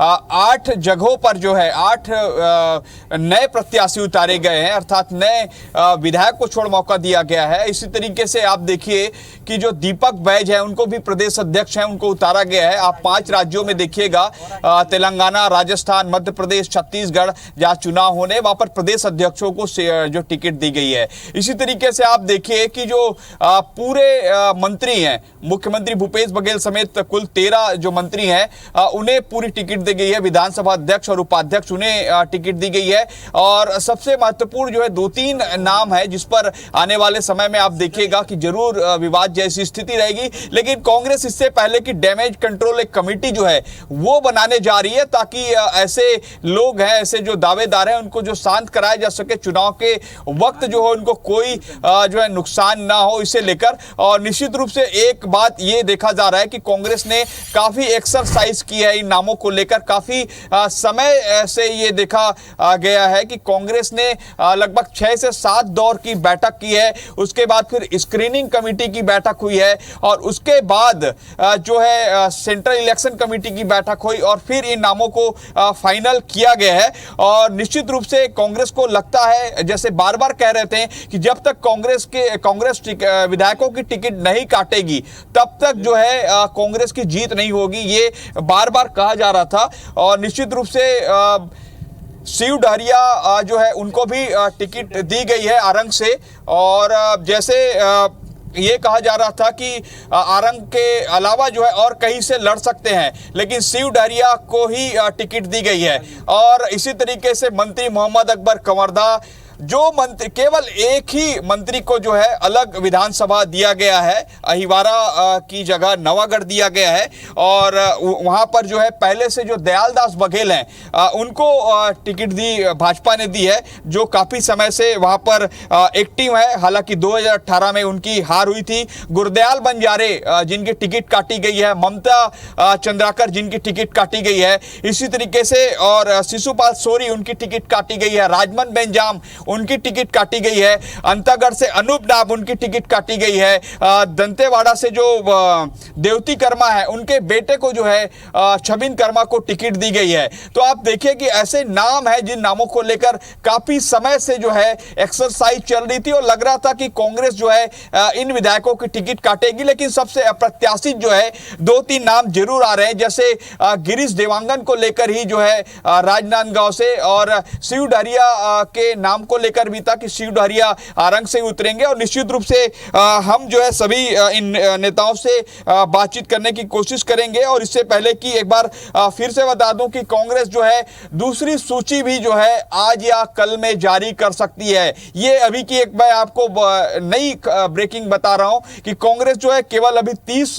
नामों की सूची जारी की है, कुछ नाम और जारी जो है कांग्रेस कर सकती है। और इसके अलावा जो है ये भी देखा जा रहा था कि कांग्रेस जो है और जो नए फ्रेश चेहरे हैं उनको देने जा रही है। और जैसे हमने बताया कि था कि 40 जो चेहरे हैं वो नए उतार रही है कांग्रेस जो है। और अब देखना होगा कि किस तरीके से कांग्रेस जो है ये पूरी स्ट्रेटजी बनाई है, उसके हिसाब से कांग्रेस को लगता है कि उनकी जीत होगी और जो 75+ का नारा दिया है वो पार कर पाएंगे, या जो है जो बीजेपी ने टिकट दी है उसके इसमें जो है वो फंसते हुए नजर आएंगे। ये देखना होगा। चलिए, तो इस वक्त की बड़ी खबर आपको बता रहे हैं, मध्य प्रदेश और छत्तीसगढ़ में कांग्रेस प्रत्याशियों के नाम की घोषणा होने के साथ ही तमाम तरह के कयास अब शुरू हो चुके हैं। हमारे अलग अलग तस्वीरें देख सकते हैं आप, अलग अलग सहयोगी इस वक्त हमारे साथ लगातार जुड़े हुए हैं। ग्वालियर का एक बार फिर रुख करेंगे। नासिर, जिस तरीके से ग्वालियर में हमने देखा ज्योतिरादित्य सिंधिया के बीजेपी प्रवेश करने के बाद उनके साथ बड़ी संख्या में उनके समर्थक और बहुत सारे विधायक भी प्रवेश किया था, लेकिन वहां पर जो स्थिति देखने को मिली थी, कई जगह पर जो विरोध भी देखने को मिला था। नासिर, लगता है क्या कि इस बार की सूची से इन सारी चीजों पर फर्क पड़ता नजर आएगा? जो विरोधी हैं वो एक बार फिर से मुखर होंगे?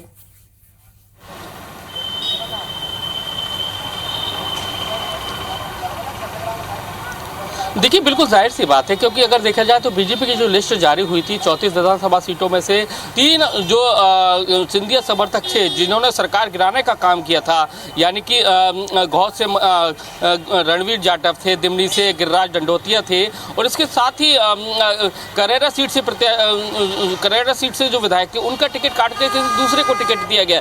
तो कहीं ना कहीं जो बीजेपी के जो लोग हैं यानी कि सिंधिया समर्थक हैं उनमें भी अंदरूनी रूप से आक्रोश तो है, लेकिन अब कांग्रेस की सूची आ गई है और इंतजार इस बात का ही है इनको कि कहीं ना कहीं पार्टी उनको टटोले। लेकिन अभी देखा जाए तो जैसे उपचुनाव के दौरान भले ही गौद विधानसभा सीट से मेवाराम जाटव जीत कर आए थे, लेकिन उनकी सीट को होल्ड कर दिया गया है। कांग्रेस की एक सीट शिवपुरी की है, शिवपुरी की यानी कि केपी सिंह कक्काजू जिनके नाम से फेमस है, पिछोर से हमेशा 6 बार से विधायक रहे, लेकिन उनकी सीट में बदलाव कर दिया गया। अब उनको शिवपुरी से प्रत्याशी बनाया गया है, यानी कि बदलाव भी कांग्रेस की लिस्ट में देखने को मिला है। इसके साथ ही परिवारवाद भी देखने को मिला है। नेता प्रतिपक्ष है डॉक्टर गोविंद सिंह, उनके भांजे हैं राहुल सिंह भदौरिया, उनको मेहगांव विधानसभा से उतारा गया है। इसके साथ ही 34 जो विधानसभा सीटें हैं उन सीटों में से 8 सीटें अभी भी होल्ड की गई हैं और जिनको लेकर नामों को लेकर बड़ा पैच फंसा हुआ है। ऐसे में एक पैच फंसा हुआ है, क्योंकि सवाल यही है, क्योंकि ग्वालियर की बात करें तो ग्वालियर की 6 विधानसभा सीटों में से 5 सीटों पर तो ऐलान कर दिया गया, लेकिन एक सीट पर होल्ड किया गया है ग्वालियर विधानसभा विधानसभा है वहां पर होल्ड किया गया है, क्योंकि वहां पर उपचुनाव के दौरान सिंधिया समर्थक थे सुनील शर्मा, वो मैदान में थे। हालांकि वो सिंधिया के साथ नहीं गए थे और ऐसे में कहा जा रहा था उनके जब उस समय भी उपचुनाव के दौरान जब लिस्ट जारी हुई थी उनके नाम पर बड़ा पेच फंसा था। लास्ट में मंथन होने के बाद उनका नाम फाइनल हुआ था और ऐसे इस बार भी हुआ। उस सीट से फिर एक बार नाम को होल्ड किया गया, यानी कि अभी भी प्रत्याशी को चयन नहीं कर पा रही है। ऐसी 8 विधानसभा सीटें और ऐसे में कहा यही जा रहा है कि जो बीजेपी के जो नाराज लोग हैं, जिनको शायद अब जो अगली सूची आएगी 5वीं सूची, उसमें नाम हो सकते हैं उनको, अगर उनको टिकट नहीं मिलता है तो कहीं ना कहीं वो कांग्रेस के द्वार पर जा सकते हैं। तो ऐसे बड़े नाम है, सूत्रों के हवाले से बड़े नाम भी जिसमें सामने निकल कर आ रहे हैं कि पूर्व मंत्री भी हैं इसके अंदर जो मूल बीजेपी के हैं, लेकिन कहीं ना कहीं जो सिंधिया समर्थक हैं उनके चलते उनका हक मारा गया, टिकट काटा जा सकता है उनका, तो वो भी लोग कहीं ना कहीं कांग्रेस के टच में है। कमलनाथ से मुलाकात भी कर चुके हैं ऐसे कहा जाता है और ऐसे में अगर उनको बीजेपी की तरफ से टिकट नहीं मिलता तो शायद वो पाला बदलकर दूसरी सीट पर पहुंच जाए। बिल्कुल नासिर, बने रहिए आप हमारे साथ, आपके पास वापस लौटेंगे। लेकिन इस वक्त की बड़ी खबर है जो जिस पर हम लगातार बने हुए हैं और लगातार अपडेट भी पहुंचा रहे हैं और हमारे अलग अलग सहयोगी तमाम तरह की जानकारियां हम तक पहुंचा रहे हैं। और छत्तीसगढ़ में 30 नामों के उम्मीदवारों की घोषणा कांग्रेस ने कर दी है। इसके अलावा मध्य प्रदेश में 144 नाम घोषित किए गए। छत्तीसगढ़ में 14 एसटी सीटों पर कांग्रेस के प्रत्याशी घोषित किए गए। तो कांग्रेस ने 8 वर्तमान विधायकों की टिकट भी काटी है, जैसे कि बार बार कहा जा रहा था। 4 महिला प्रत्याशियों को कांग्रेस ने मैदान में उतारा है और आपको बता दें कि पहले चरण में जहां पर मतदान होने हैं, जहां पर चुनाव होने हैं, वहां पर 20 नाम घोषित किए। इसके अलावा 10 नाम और घोषित किए हैं छत्तीसगढ़ में। तो हमारे सहयोगी अर्पित हमारे साथ जुड़ चुके हैं। अर्पित, अगर पूरी सूची का आंकलन करें प्रदेश में तो ऐसे कौन कौन से क्षेत्र हैं जहां पर हम कह सकते हैं कि कांग्रेस ने वहां पर अपने प्रत्याशियों की घोषणा करके रिस्क लिया है, और ऐसे कौन कौन से क्षेत्र हैं जहां पर बड़े नामों को उतारा गया? विस्तार से समझना चाहते हैं आपसे। बिल्कुल, देखिए इस वक्त तो हमारे साथ मौजूद है भोपाल मध्य से जो प्रत्याशी हैं कांग्रेस के आरिफ मसूद, वो मौजूद है हमें, और एक बड़े स्ट्रॉन्ग कैंडिडेट यहाँ पर माने जाते हैं। टिकट के नाम जो अभी डिक्लेयर हुए हैं और बधाइयों का जो तांता है वो यहाँ पर उन्हें शुरू हो गया है। बात करेंगे हम आरिफ मसूद जी से कि कांग्रेस ने एक बार फिर आप पर भरोसा जताया है, क्या रणनीति रहने वाली है? हाँ, मालिक का शुक्रिया। पहली बार कांग्रेस के वरिष्ठ नेताओं का कि पहली लिस्ट में नाम जारी हुआ और जो भरोसा जताया है, पहले भी जब जताया था तो खरे उतरे थे और इंशाल्लाह इस बार भी खरे उतरेंगे। बहुत मजबूती के साथ जीत के जाएंगे। पहले की लीड जो जीत थी उससे बढ़ाने का प्रयास करेंगे। क्या वजह है कि बहुत देरी से ये लिस्ट आई है? देर आए क्या दुरुस्त आए? बहुत मंथन, बहुत चर्चा और रणनीति के साथ कांग्रेस ने उम्मीदवार मैदान में उतारे। हाँ, लगभग कमलनाथ जी जिनको लड़ाना था उनको इशारा कर चुके थे और तय था, और घोषित एक अच्छे अवसर पर आज पहला दिन है नवरात्रे का, जो कमलनाथ जी ने संकल्प लिया था आज उस दिन कर दिया। बधाई सबको और बहुत उम्मीद है हमें। तमाम प्रत्याशी, अच्छी लिस्ट आई है और सब लोग जीत कर आएंगे। सरकार कमलनाथ जी के नेतृत्व में बनेगी। 144 नामों की जो पहली सूची है मध्य प्रदेश में वो कांग्रेस ने जारी की।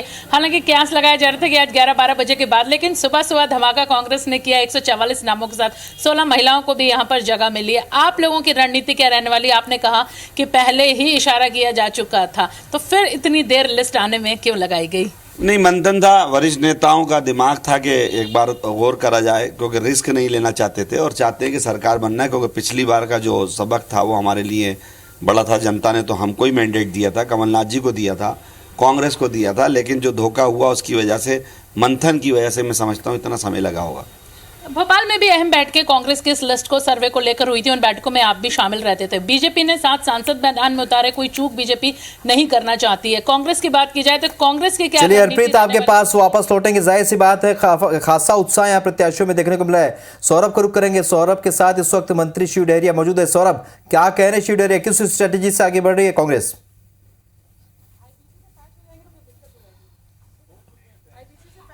बिल्कुल, देखिए मैं भी मंत्री शिव डहरिया के यहाँ पहुँच चुका हूँ और मंत्री शिव डहरिया के यहाँ भी जो है आप देखिए कि पूरी तैयारी चल रही है। मंत्री शिव डहरिया जी और जो उनके घर में जो है वो मिठाई जो है खिलाया जा रहा है। और कुछ देर पहले ही मंत्री शिव डहरिया से हमारी बातचीत हुई तो मंत्री शिव डहरिया ने कहा कि वो जो है और निश्चित रूप से अभी शिव डहरिया जी थोड़े से जो है अंदर गए और जस्ट फिर बाहर निकल रहे हैं। इससे पहले कि मंत्री शिव डहरिया ने हमसे बातचीत की तो जो है एक खुशी जो है देखने को मिल रही थी और वो बार बार कह रहे थे कि वो आरंग से ही चुनाव लड़ेंगे। लेकिन एक मौका जब आया था कि उनके नाम को लेकर कहीं दूसरे जगह ये कयास लगाया जा रहा था और निश्चित रूप से ये जरूर देखने को मिला कि जो खुशवंत हैं वहां से, गुरु खुशवंत है जिसको बीजेपी ने उतारा है, बालदास के बेटे हैं। बालदास को लेकर यह कहा जा रहा था कि बहुत पहले जो है हो सकता है कि उनके नाम आए। और याद होगा आपको कि एक बड़ी रैली भी निकाली गई थी, एससी समाज से आते हैं और निश्चित रूप से एक ये जरूर देखने को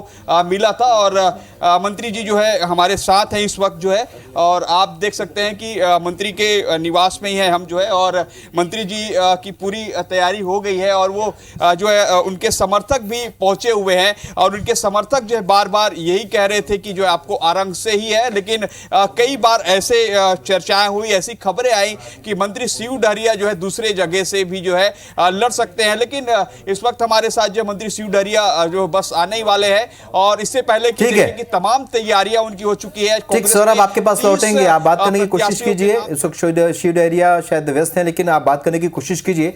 अंशुल मुकाती भी हमारे साथ जुड़ चुके हैं, वो भी बताएंगे कि इंदौर संभाग में किस तरीके की परिस्थिति बनती नजर आ रही है। अंशुल, आपसे समझना चाहेंगे जो टिकट घोषित हुई उसके बाद किस तरीके से इंदौर संभाग को यहाँ पर कांग्रेस ने मैनेज किया है।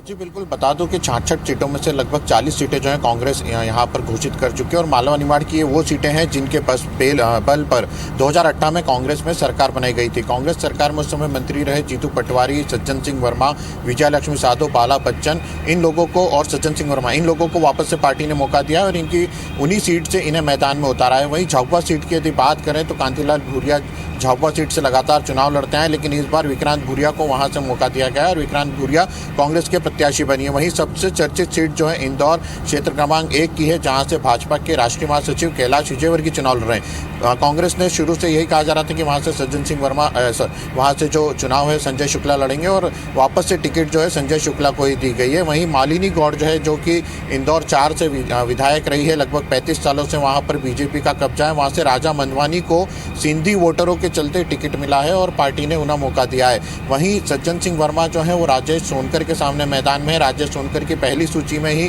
बीजेपी नाम घोषित कर चुकी थी और सज्जन सिंह वर्मा जो है इस सीट से लगातार चुनाव लड़ते आए और एक बार फिर सज्जन सिंह वर्मा वहीं से वापस चुनाव लड़ रहे हैं। वहीं सचिन यादव जो है वो भी अपनी परंपरागत सीट से चुनाव लड़ रहे हैं। वहीं लगातार जो हॉट सीट की यदि बात की जाए तो यहाँ राऊ की जो हॉट सीट है जिसपे प्रदेश के मंत्री और प्रदेश कार्यकारी अध्यक्ष जीतू पटवारी जो है वो चुनाव लड़ रहे हैं और यहाँ से मधु वर्मा के सामने जीतू पटवारी जो है वह मैदान में उतरेंगे। वहीं बाला बच्चन, सचिन यादव जो है उन्हें भी एक बार फिर से मौका जो है पार्टी ने चुनाव में दिया है। वहीं प्रदेश में अगर बीजेपी के मंत्रियों की बात की जाए तो मंत्री तुलसी सिलावट के सामने रीना बोरासी को उतारा है। पिछली बार जो उपचुनाव हुए थे उसमें रीना बोरासी के पिताजी जो है प्रेमचंद गुट्टू वो मैदान में थे लेकिन इस बार पार्टी ने रीना बोरासी को वहां से मैदान में उतारा है। कुछ सीटें भी जो है वो कांग्रेस के द्वारा होल्ड की गई हैं। अभी तक बीजेपी ने इंदौर के विधानसभा 3, 5 और महू के उम्मीदवार घोषित नहीं किए हैं और यही कारण भी शायद माना जा रहा है कि कांग्रेस ने भी अभी तक इन सीटों को होल्ड पर रखा है और इन सीटों के नाम जो है अभी तक घोषित नहीं किए गए। तो कहीं ना कहीं जो मालवा निमाड़ की 66 में से 40 सीटें कांग्रेस के द्वारा घोषित की गई उसमें से अधिकतर सीटें ऐसी थी जो कि कांग्रेस ने जीती थी, जिस पर 35 विधायक जो है कांग्रेस के चुन करके आए थे और उसी के दम पर कांग्रेस ने प्रदेश में सरकार भी बनाई थी। उसके बाद अब एक बार फिर उनमें से कई चेहरों को वापसी दी गई है, कुछ सीटें जरूर बदली गई है लेकिन उन्हीं चेहरों के दम पर एक बार फिर से कांग्रेस जो है वो मैदान में है। और कांग्रेस के साथ ही आज जैसे ही सुबह से सूची घोषित हुई है उससे कहीं ना कहीं यह बात तो साफ हुई है कि कांग्रेस भी चुनावी मोड में जो है किसी भी प्रकार की रिस्क नहीं लेना चाहती। किसी भी प्रकार के प्रत्याशियों के नामों के जो सर्वे की बात कही जा रही थी उन सर्वों के आधार पर ये पूरे टिकट जो है वह बांटे जा रहे हैं। चलिए, तो कुल मिलाकर ये समझा जा सकता है जो जीते हुए प्रत्याशी उन पर एक बार फिर से कांग्रेस ने दांव खेला है क्योंकि 2018 के जो चुनाव थे कांग्रेस के पक्ष में आए थे। ऐसे में जाहिर सी बात है जो प्रत्याशी चुनाव जीत कर लेकर आए थे, सरकार बनाने तक पहुंची थी बात और सरकार बनी और उसके बाद विभिन्न परिस्थितियों में सरकार गिर गई थी। लेकिन आपको बता दें कि जिस तरीके से विजयी प्रत्याशियों को घोषित किया एक बार फिर से कांग्रेस ने उन्हीं प्रत्याशियों पर दांव खेला है। और ये तस्वीर जो आप देख रहे हैं छत्तीसगढ़ के जो प्रत्याशी हैं उनकी तस्वीरें हैं। कांग्रेस की पहली सूची में तस्वीरें आप देखें किस तरीके से कई बड़े चेहरे इसमें हैं। ज़्यादातर मंत्रियों को यहाँ पर टिकट दिया है कांग्रेस ने, जैसा माना जा रहा था। और तमाम वो चेहरे नजर आ रहे हैं, मुख्यमंत्री भूपेश बघेल समेत deputy CM T S Singhdeo के अलावा गृह मंत्री ताम्रध्वज साहू, रविंद्र चौबे और शिव डहरिया के अलावा अनिला भेड़िया, ये सभी मंत्री रहे हैं बीते कार्यकाल में। ऐसे में इन सभी चेहरों को एक बार फिर से कांग्रेस ने चुनाव मैदान में उतारा है, उन्हें मौका दिया है। यानी कि जैसी बात कही जा रही थी, मंत्रियों के टिकट तो नहीं कट रहे हैं, लेकिन 6 विधायकों के टिकट जरूर इस सूची में नजर आ रहे हैं कि 6 विधायकों के जो नाम हैं वो कटे हैं, नए चेहरे वहां पर लाए गए हैं, नए चेहरों को मौका दिया गया है। तो ये पहली सूची है और पहली सूची में 20 वो नाम है जो पहले चरण में जिन सीटों पर वोटिंग होनी है, चुनाव होने हैं, उन 20 नामों की घोषणा के साथ ही 10 दूसरी ऐसी सीटें जिस पर कांग्रेस ने अपने नाम घोषित किए हैं। रुद्र गुरु हैं, नवागढ़ से उन्हें प्रत्याशी घोषित किया गया है और इसके अलावा नीलकंठ चंद्रवंशी को भी घोषित किया गया है। सौरभ परिहार हमारे सहयोगी लगातार हमारे साथ जुड़े हुए अपडेट दे रहे हैं। ये जो 6 विधायकों के नाम काटे गए हैं, मंत्रियों में किसी के नाम नहीं कटे हैं सौरभ, तो ये माना जाए कि जो मंत्री हैं उन्हें लगातार कांग्रेस ये मान के चल रही है कि अपनी सीटों पर फिर से जीत कराएंगे।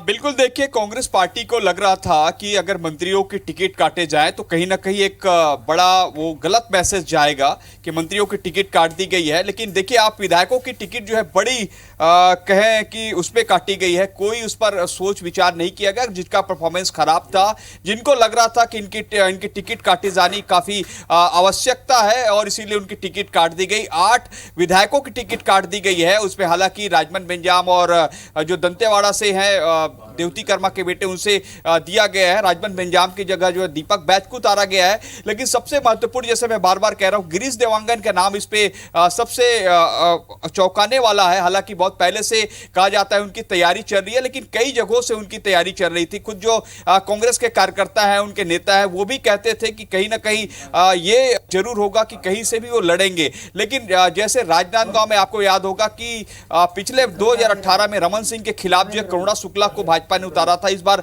गिरीश देवांगन को उतारा। तो वैसे में देखना होगा कि किस तरीके से आने वाले समय में क्या होता है। और जो है मंत्री शिव डहरिया के बंगले में है, बस मंत्री शिव डहरिया की जो परिजन है वो उनसे मिलने अभी आए हैं और इसलिए जो है अभी हम रुके हुए हैं और मंत्री डहरिया जी हमारे साथ है अभी। बहुत बहुत बधाई आपको। जी क्या कहेंगे?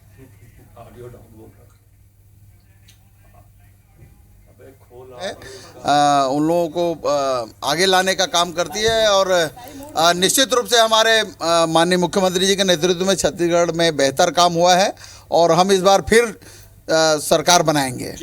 8 लोगों की टिकट काट दिए हैं आप लोग, क्या लग रहा था कि उनका परफॉर्मेंस ठीक नहीं था कि लग रहा था कि हार जाएंगे इसलिए काट दिए? देखिए, हमारे पार्टी के वरिष्ठ नेता हैं हम लोग भी और उनका भी सहयोग पार्टी को रहेगा और आने वाले समय में हमारे सभी साथी एक साथ मिलकर काम करेंगे। सर, क्या कहेंगे कि आपके सामने जो बीजेपी ने उतारा है उस प्रत्याशी को कैसे देखें? देखिए, भारतीय जनता पार्टी के पास ना कोई मुद्दा है, ना कोई विजन है, ना कोई नेता है। ये तो उत्तर प्रदेश बिहार के लोगों को लाके यहाँ बैठा के रखे हैं और स्थानीय नेता घर में चुप बैठे हैं। ये इससे स्पष्ट है कि भारतीय जनता पार्टी हताश है और चुनाव हारने वाली है। अपनी माँ से भी जो है आशीर्वाद ले रहे हैं। देखिए आप शिव डहरिया जी, उनको जो है टिकट मिली है और देखिए उनकी माँ है, उनसे आशीर्वाद लेते हुए हमारे साथ मौजूद है, इनसे बात करते हैं। किस तरीके से देखेंगे इसको?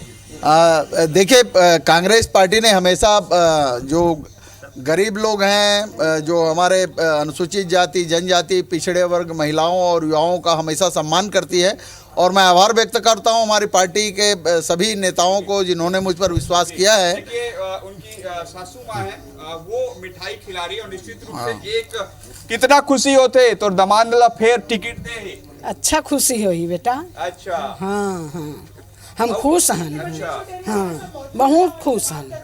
हाँ, फिर मिले टिकट। हाँ जी थी। आप कहाँ से आते हो? मैं विधानसभा कौन से आते हो? मोरा पलारी में थे। तो सुना आपने, ये शिव डहरिया की सासू माँ है जो काफी खुश है और हमारे साथ जो है मंत्री जो शिव डहरिया जी है। डहरिया जी क्या कहेंगे, लीड रहेगी इस बार? देखिए, इस समय पार्टी बेहतर काम कर रही है और हमारी सरकार ने बेहतर काम किया है और इस बार जो लीड है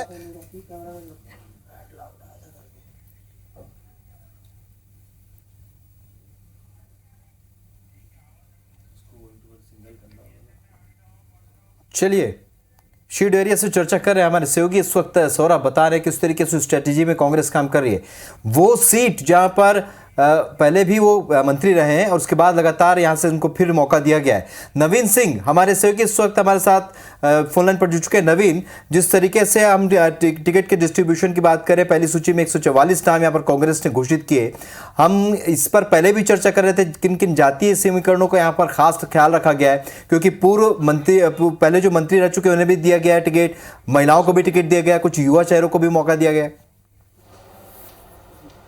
लाइव देखिए, बिल्कुल 144 सीट कांग्रेस ने डिक्लेयर की है। जितने दिन तक कांग्रेस ने टेबल एक्सरसाइज की है, जितनी मशक्कत कांग्रेस ने दिल्ली में बैठकर की है, भोपाल से लेकर दिल्ली तक, उसके बाद नतीजे आपके सामने हैं। 144 टिकट कांग्रेस पार्टी ने फिलहाल दे दिए हैं, जिनमें 50 साल से कम उम्र के 65 लोगों को प्रत्याशी कांग्रेस पार्टी ने बनाया है। बड़े युवाओं पर लगातार कांग्रेस जोर दे रही थी। राहुल गांधी खुद चाहते थे कि युवा नेतृत्व को मौका मिले और यूथ जो है मध्य प्रदेश का वो आगे आए, और खासकर कांग्रेस युवाओं को अपना चेहरा बना रही है। देखिए, डॉक्टर विक्रांत भूरिया हैं, यूथ कांग्रेस के प्रदेश अध्यक्ष हैं, उनको उतारा है। डॉक्टर रश्मि सिंह पटेल हैं, कम उम्र की महिला हैं, उनको टिकट दिया है पार्टी ने। एकता सिंह चौहान है, youth Congress India national youth Congress में की पदाधिकारी हैं, वो 32 से 34 साल की उनकी उम्र होगी और उनको पार्टी ने टिकट दिया। ऐसे कई सारे चेहरे हैं जिनको टिकट दिया। 50 साल से कम उम्र के कई तो मौजूदा विधायक हैं जिनको इसमें टिकट मिला है। इसके अलावा अनुसूचित जाति से 22 नेताओं को कांग्रेस पार्टी ने प्रत्याशी बनाया है। अनुसूचित जनजाति से 30 प्रत्याशी उतारे हैं, और महिलाओं पर लगातार जो जोर दिया जा रहा था, महिला आरक्षण बिल को लेकर जो मध्य प्रदेश के अलावा देश भर में जो सियासत मची हुई थी, तो इन 144 सीटों में 19 महिलाओं को मौका दिया है कांग्रेस पार्टी ने। सबसे खास बात कि अल्पसंख्यक समाज से कांग्रेस पार्टी ने 6 चेहरे उतारे। इन 144 में से अल्पसंख्यक माइनॉरिटी के 6 फेस हैं, 6 लोगों को मौका दिया, जिनमें 5 जैन हैं और एक मुस्लिम कैंडिडेट है, आरिफ मसूद, जो कि भोपाल से हैं। हालांकि एक और मुस्लिम चेहरा है, तो ये माना जा रहा है उनकी टिकट होल्ड है। ये माना जा रहा है कि जो नेक्स्ट जो टिकट आनी है तो उसमें उनका नाम का ऐलान हो जाएगा। आरिफ अकील की सीट है, वहाँ से चूंकि वहाँ पे एक विवाद की स्थिति बनी हुई है। आरिफ अकील के बेटे चुनाव लड़ना चाहते हैं और आरिफ अकील ने कह दिया कि तबीयत नासाज होने की वजह से वो चुनाव नहीं लड़ सकते। तो वहाँ पर एक परिवार के भीतर एक फाइट हो रही है, तो उसका जल्दी उसका समाधान निकलेगा, तो वहाँ से भी एक टिकट डिक्लेयर होगी। तो ये माना जा रहा है कि 230 में से 2 सीटें माइनॉरिटी के लिए। चलिए जबलपुर की बात करते हैं। अभिषेक हमारे संवाददाता हमारे साथ जुड़े। अभिषेक, पूरी सूची की अगर आपसे बात करें तो जातिगत समीकरण की बात तो पहले हो गई, लेकिन महिलाओं पर पार्टी ने कितना भरोसा दिखाया है? कौन कौन से क्षेत्र है जहां पर महिलाओं को उतारा गया है? हाँ, देखिए, जबलपुर की बात करें तो कांग्रेस ने अपनी पहली सूची में जिन 5 नामों का ऐलान किया है, उसमें से जबलपुर की जो पश्चिम विधानसभा सीट है, उससे पूर्व वित्त मंत्री और वर्तमान में कांग्रेस के विधायक तरुण भानोट को टिकट दिया गया है। इसी तरीके से अगर रिजर्व सीट की बात करें, जबलपुर पूर्व जो SC के लिए रिजर्व है, इसमें से बीजेपी ने अपने कद्दावर नेता लखन घनघोरिया, जो कमलनाथ सरकार में सामाजिक न्याय मंत्री रहे हैं, उन्हें टिकट दिया गया है। इसके अलावा सिहोरा जो ST के लिए रिजर्व है, इस सीट पर पहले कांग्रेस ने इस बार बदलाव किया और यहाँ पर जो युवा नेत्री हैं कांग्रेस की, जिला पंचायत सदस्य हैं जबलपुर से, एकता ठाकुर, उन्हें टिकट दिया गया है। बरगी विधानसभा से संजय यादव को वापस रिपीट किया गया है, और जबलपुर की मध्य विधानसभा जो उत्तर विधानसभा कहलाती है, उसे भी उसमें कांग्रेस के जो विनय सक्सेना है उन्हें रिपीट किया गया है। अगर हम जातीय समीकरण की बात कर ले तो SC सीट जो जबलपुर पूर्व रिजर्व है, यहाँ पर जो SC वर्ग के मतदाता हैं वो बहुतायत है। इसके अलावा मुस्लिम अल्पसंख्यक जो मतदाता हैं यहाँ निर्णायक की भूमिका में रहते हैं, और ऐसे में इस बार का जो चुनाव है काफ़ी कांटे की टक्कर का रहने वाला है, क्योंकि बीजेपी ने भी यहाँ से अपने कद्दावर नेता और पूर्व मंत्री अंचल सोनकर को जो है 9वीं बार टिकट दिया है, और ऐसे में लखन घनघोरिया की ये राह काफ़ी मुश्किल हो सकती है, क्योंकि यहाँ पर AIMIM के अलावा आम आदमी पार्टी और एक निर्दलीय जो है गजेंद्र सोनकर जो कांग्रेस में थे, पहले उन्होंने कांग्रेस छोड़ी थी, वो भी यहाँ पर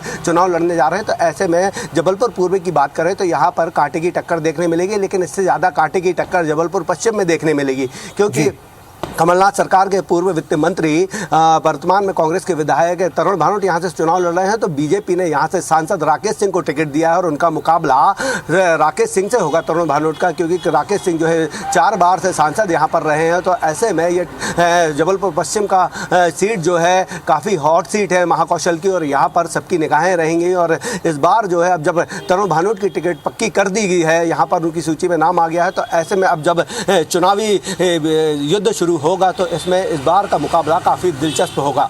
बिल्कुल अभिषेक, और जिस तरीके से महाकुशल संभाग की आप बात करें, कांग्रेस का एक गढ़ है, और साथ ही ग्वालियर संभाग की जिस तरीके से नासिर बता रहे थे कि वो 2 संभाग थे जहां पर हमने देखा कि सबसे बड़ी संख्या में यहाँ पर प्रत्याशी जीते थे।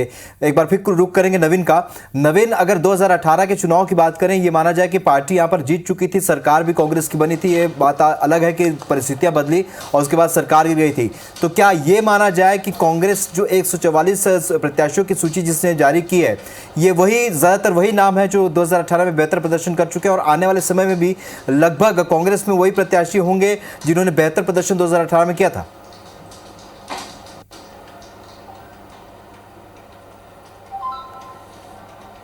देखिए, बिल्कुल कांग्रेस ने लंबी एक्सरसाइज की है। बीजेपी पहले अपने टिकट डिक्लेयर कर चुकी है, कांग्रेस लगातार इस पर काम कर रही थी।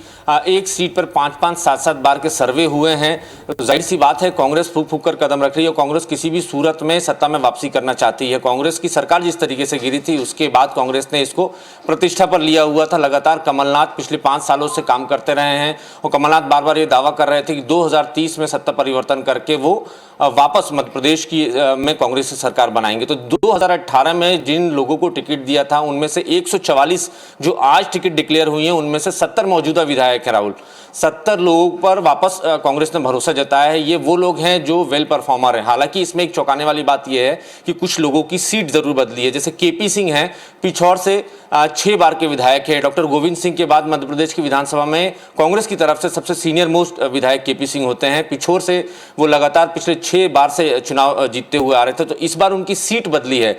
इस बार पिछौर से उनको शिफ्ट करके शिवपुरी ले जाया गया, और चूंकि शिवपुरी से यशोधरा राजे सिंधिया जो मध्य प्रदेश की सरकार में खेल एवं पर्यटन मंत्री थी, वो मौजूदा विधायक हैं। हालांकि इस बार यशोधरा राजे सिंधिया ने मना कर दिया है चुनाव लड़ने से, तो ये माना जा रहा है कि शिवपुरी में मुकाबला दिलचस्प होगा। चूंकि सेफ सीट है कांग्रेस की पिछोर, और अब जाके केपी सिंह अगर शिवपुरी से जाके लड़ते हैं तो कांग्रेस के फेवर में ये मामला जा सकता है। इसके अलावा राहुल एक और सीट है, केदार डाबर निर्दलीय विधायक हुआ करते थे। हालांकि 2018 में वो निर्दलीय लड़े थे, जीते थे और कांग्रेस को समर्थन दिया था। तो इस बार केदार डाबर को कांग्रेस पार्टी ने अपने टिकट से चुनाव लड़ाने की तैयारी कर ली है। उनको टिकट मिल गया है, तो केदार डाबर भी एक बड़ा चेहरा है। एक और चौंकाने वाली बात इस पूरी लिस्ट में है राहुल, एनपी प्रजापति जो मध्य प्रदेश विधानसभा के एक्स स्पीकर रहे हैं, कांग्रेस की सरकार जब बनी थी तो विधानसभा अध्यक्ष थे, उनका टिकट कटा है। उनकी जगह किसी दूसरे व्यक्ति को टिकट दिया गया है और उनका गोटे गांव से उनकी परंपरागत सीट है। इस बार उनका टिकट काट के दूसरे व्यक्ति को टिकट दिया गया। तो कई सारे इसमें चौंकाने वाली चीज़ें भी हैं इस लिस्ट में। तो कांग्रेस लगातार एक्सरसाइज कर रही थी और हालांकि अभी कुछ सीटें और बची हैं, लगभग 90 से ऊपर की सीटें बची हैं। तो अब उसमें भी ये देखना होगा कि कितने मौजूदा विधायकों के टिकट कटते हैं और कितने मौजूदा विधायकों पर कांग्रेस पार्टी भरोसा करती है। बिल्कुल, और जिस तरीके से बता रहे नवीन, अंशुल, अगर हम मालवा निमाड़ की बात करें और यहाँ की परिस्थितियों की बात करें, क्योंकि यहाँ पर भी अपन ये देखा जाए तो बीजेपी का गढ़ ही है और जिस तरीके से यहाँ पर सांसद भी बीजेपी से हैं, ऐसे में अगर पूरे गणित की बात करें अंशुल और समझने की कोशिश करें कि क्या क्या मुद्दे यहाँ पर बेहतर तरीके से काम कर सकते हैं और जो प्रत्याशी कांग्रेस के हैं और बीजेपी के प्रत्याशियों में किस तरीके का मुकाबला यहाँ देखने को मिल सकता है अंशुल?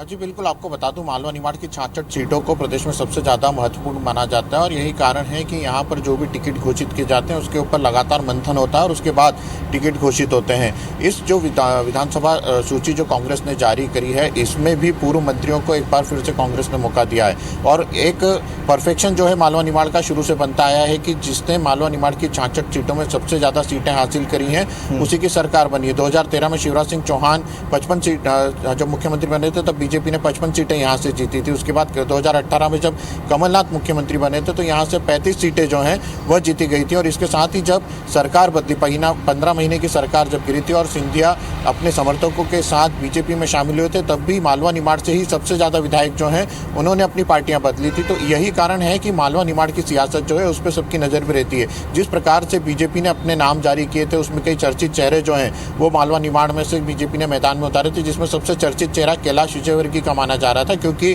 पिछले चुनाव में मालवा निमाड़ की जिम्मेदारी जो है वो कैलाश विजयवर्गीय को दी गई थी। इस बार कैलाश विजयवर्गीय खुद चुनाव लड़ रहे हैं और उसके सामने कांग्रेस ने जो है संजय शुक्ला को एक बार फिर से मैदान में उतार गया। संजय शुक्ला पिछली बार ये सीट जीत करके आए थे और बीजेपी के विधायक सुदर्शन गुप्ता को वहाँ से जो संजय शुक्ला है उन्होंने हराया था। इसके अलावा यदि आसपास की सीटों की बात की जाए तो खरगोन जो है, खरगोन जिले में जो सीटें आती हैं वहाँ से सचिन यादव जो है मैदान में है। सचिन यादव कसरावत से कांग्रेस पार्टी के प्रत्याशी बने हैं और यह सीट भी इसलिए महत्वपूर्ण मानी जाती है क्योंकि सचिन यादव भी कमलनाथ सरकार में पूर्व मंत्री थे और अरुण यादव जो है उनके भतीजे हैं, साथ ही पूर्व मुख्यमंत्री सुभाष यादव जो थे उनके लड़के हैं सचिन यादव। तो कहीं ना कहीं इस सीट को भी सबसे हॉट माना जाता है। इसके अलावा एक झाबुआ सीट है जहाँ से झाबुआ और उसके आसपास के आदिवासी इलाकों पर कांग्रेस की पकड़ जो है मजबूत मानी जाती है। कांतिलाल भूरिया जो है यहाँ से मजबूत उम्मीदवार कांग्रेस के बताए जा रहे थे, लेकिन इस बार विक्रांत भूरिया को वहाँ से कांग्रेस ने प्रत्याशी बनाया है और विक्रांत भूरिया कांतिलाल भूरिया के लड़के ही हैं। लगातार युवक कांग्रेस के प्रदेश अध्यक्ष रहे और युवक कांग्रेस के जरिए ही काम करते आए।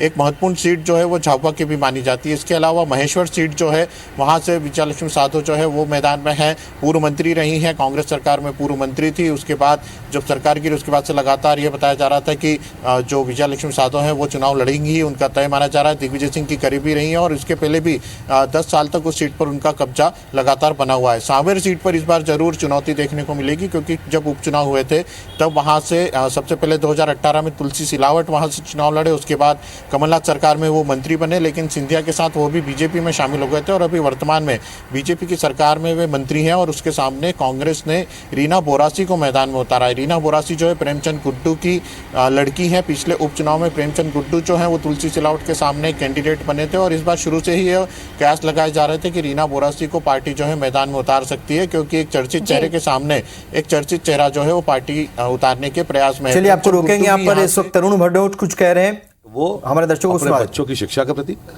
और चिकित्सा से, जिस घर में 2 भाई रहते हैं उनके 3 या 4 या 5 बच्चे हैं, उनकी स्कूलों की फीस सही में एक बोझ उनके ऊपर बन गई है। वो मेहनत करते हैं, काम करते हैं, अपने परिवार को आगे बढ़ाना चाहते हैं, बच्चों को पढ़ाना लिखाना चाहते हैं, महंगाई के कारण, बढ़ी हुई फीसों के कारण नहीं कर पा रहे हैं। दूसरा चिकित्सा व्यवस्था।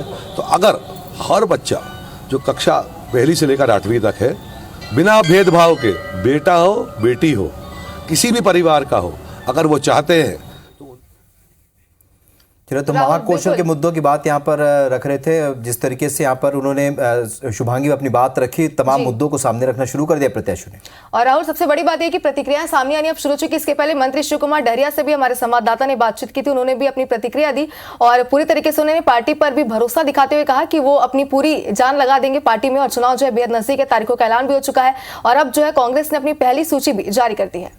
बिल्कुल, और जिस तरीके से ये सूची जारी है और जिस तरीके से जो हालात बन रहे हैं, जो गणित बन रहे हैं, वो तमाम समझने की कोशिश कर रहे हैं और लगातार हमारे सहयोगी भी अपडेट हम तक पहुंचा रहे हैं। इस वक्त हम आपको बता दें कि छत्तीसगढ़ में 30 नामों की घोषणा कांग्रेस ने की है और इन 30 नामों में 20 वो नाम है जहां पर पहले चरण में चुनाव होने हैं और उसके अलावा 10 और दूसरे नाम भी हैं।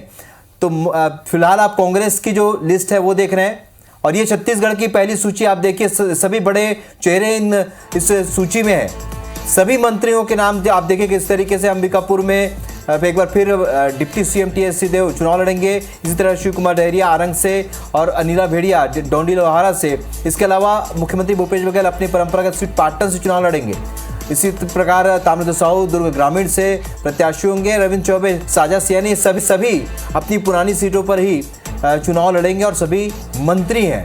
तो ये 30 नामों में से ये जो चेहरे हम आपको दिखा रहे हैं, गुरु रुद्र कुमार की सीट बदली गई है, अब उनको नवागढ़, इस बार नवागढ़ से चुनाव मैदान में होंगे।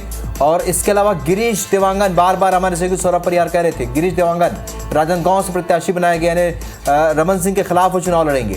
तो ये सूची, ये तस्वीर, नाम लोग देख रहे हैं जो अभी पहली सूची में जिनके नाम हैं, उनकी सूची इस वक्त टेलीविजन स्क्रीन पर है।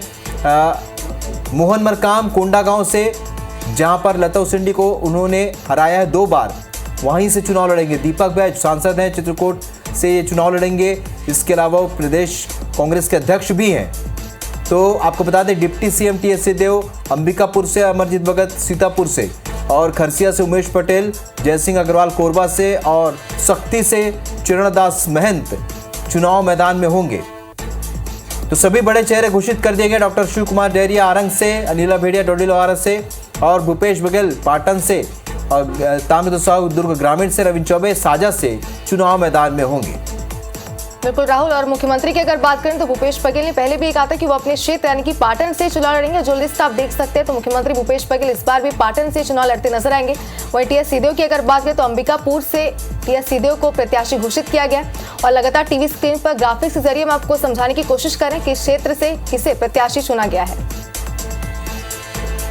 चलिए, लगातार हमारे सहयोगी भी हमारे साथ बने हुए हैं, अपडेट हम तक पहुंचा रहे हैं। और इन सीटों का जो प्रत्याशी घोषित हुए हैं, उन सीटों का आकलन भी अब शुरू हो गया है। तरह तरह के दावे भी अब शुरू हो चुके हैं क्योंकि प्रत्याशी घोषित हो चुके हैं। नवीन, क्योंकि अब दावे लगातार जो प्रत्याशी करने लगे हैं, मुद्दों के अलग अलग हम बात करते जा रहे हैं। और चूंकि अब इस बार का ये चुनाव इसलिए भी खास है क्योंकि 2018 के चुनाव की हम जब बात करते हैं तो कांग्रेस की जीत ही मानते हैं, लेकिन इस बार शिवराज सिंह चौहान की कई ऐसी घोषणाएं जिन्होंने अंतिम दौर में ये माना जा रहा है, राजनीतिक विश्लेषक कह रहे हैं कि बड़ा काम कर सकते हैं। तो ऐसे में अगर इन प्रत्याशियों को देखें तो ये कितना अहम, ये कितना खास मुकाबला और किन सीटों पर सबसे रोचक मुकाबला देखने को मिल सकता है नवीन?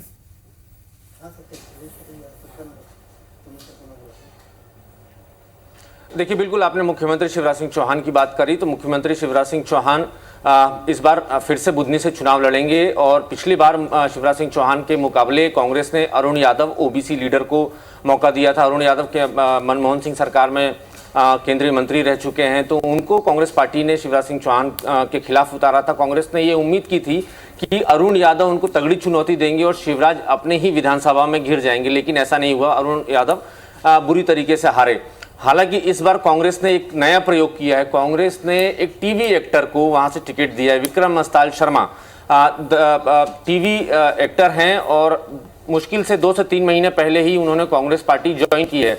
और विक्रम मस्ताल शर्मा एक टीवी में एक बड़ा लोकप्रिय कार्यक्रम आता था रामायण, उसी में हनुमान जी का किरदार विक्रम मस्ताल शर्मा निभाते थे और काफ़ी लोकप्रिय चेहरा हैं। तो उनको कांग्रेस पार्टी ने उन पर भरोसा जताया है और कांग्रेस ने उम्मीद की है कि शिवराज सिंह चौहान की घेराबंदी उनकी विधानसभा में, बुधनी विधानसभा में विक्रम मस्ताल शर्मा कर पाएंगे। विक्रम मस्ताल शर्मा बुधनी के ही रेसिडेंट हैं, वहीं के रहने वाले हैं, तो कांग्रेस पार्टी बड़ी उम्मीदों से है। इसके अलावा जो आपने बात करी राहुल की कहाँ कहाँ मुकाबला तगड़ा हो सकता है, तो देखिए बता दूं कि 69 सिटिंग एमएलएज को पार्टी ने मौका दिया है। पहली सूची में 144 लोग की जो सूची है उसमें 69 सिटिंग एमएलए, इनमें कई बड़े चेहरे हैं, कई बड़े नाम हैं। सबसे बड़ा नाम तो कमलनाथ का है। कमलनाथ छिंदवाड़ा से चुनाव लड़ेंगे। कुछ दिनों पहले कमलनाथ ने यह कहा था कि पार्टी अगर मुझे चुनाव लड़ाएगी तो मैं चुनाव लड़ूंगा, और ये माना जा रहा था जो सियासी गलियारों में ये खबर चल रही थी कि कमलनाथ इस बार भोपाल में बैठकर पूरे मध्य प्रदेश की 230 विधानसभा सीटों पर चुनाव लड़ाएंगे, छिंदवाड़ा से चुनाव नहीं लड़ेंगे। लेकिन इन अटकलों पर विराम भी लग गया। कमलनाथ छिंदवाड़ा से चुनाव लड़ेंगे और ये दूसरा मौका होगा जब कमलनाथ छिंदवाड़ा विधानसभा सीट से चुनाव लड़े थे। चूंकि ये भी अभी हाल में एक प्रेस कॉन्फ्रेंस हुई थी तो हमने ये सवाल भी कमलनाथ से पूछा था, क्या आप उपचुनाव लड़के मुख्यमंत्री बनेंगे या सीधे चुनाव लड़के? तो उन्होंने कहा था कि पार्टी लीडरशिप जो भी फैसला लेगी मैं उसके लिए तैयार हूं। तो ये तय है कि कमलनाथ विधानसभा चुनाव लड़ेंगे।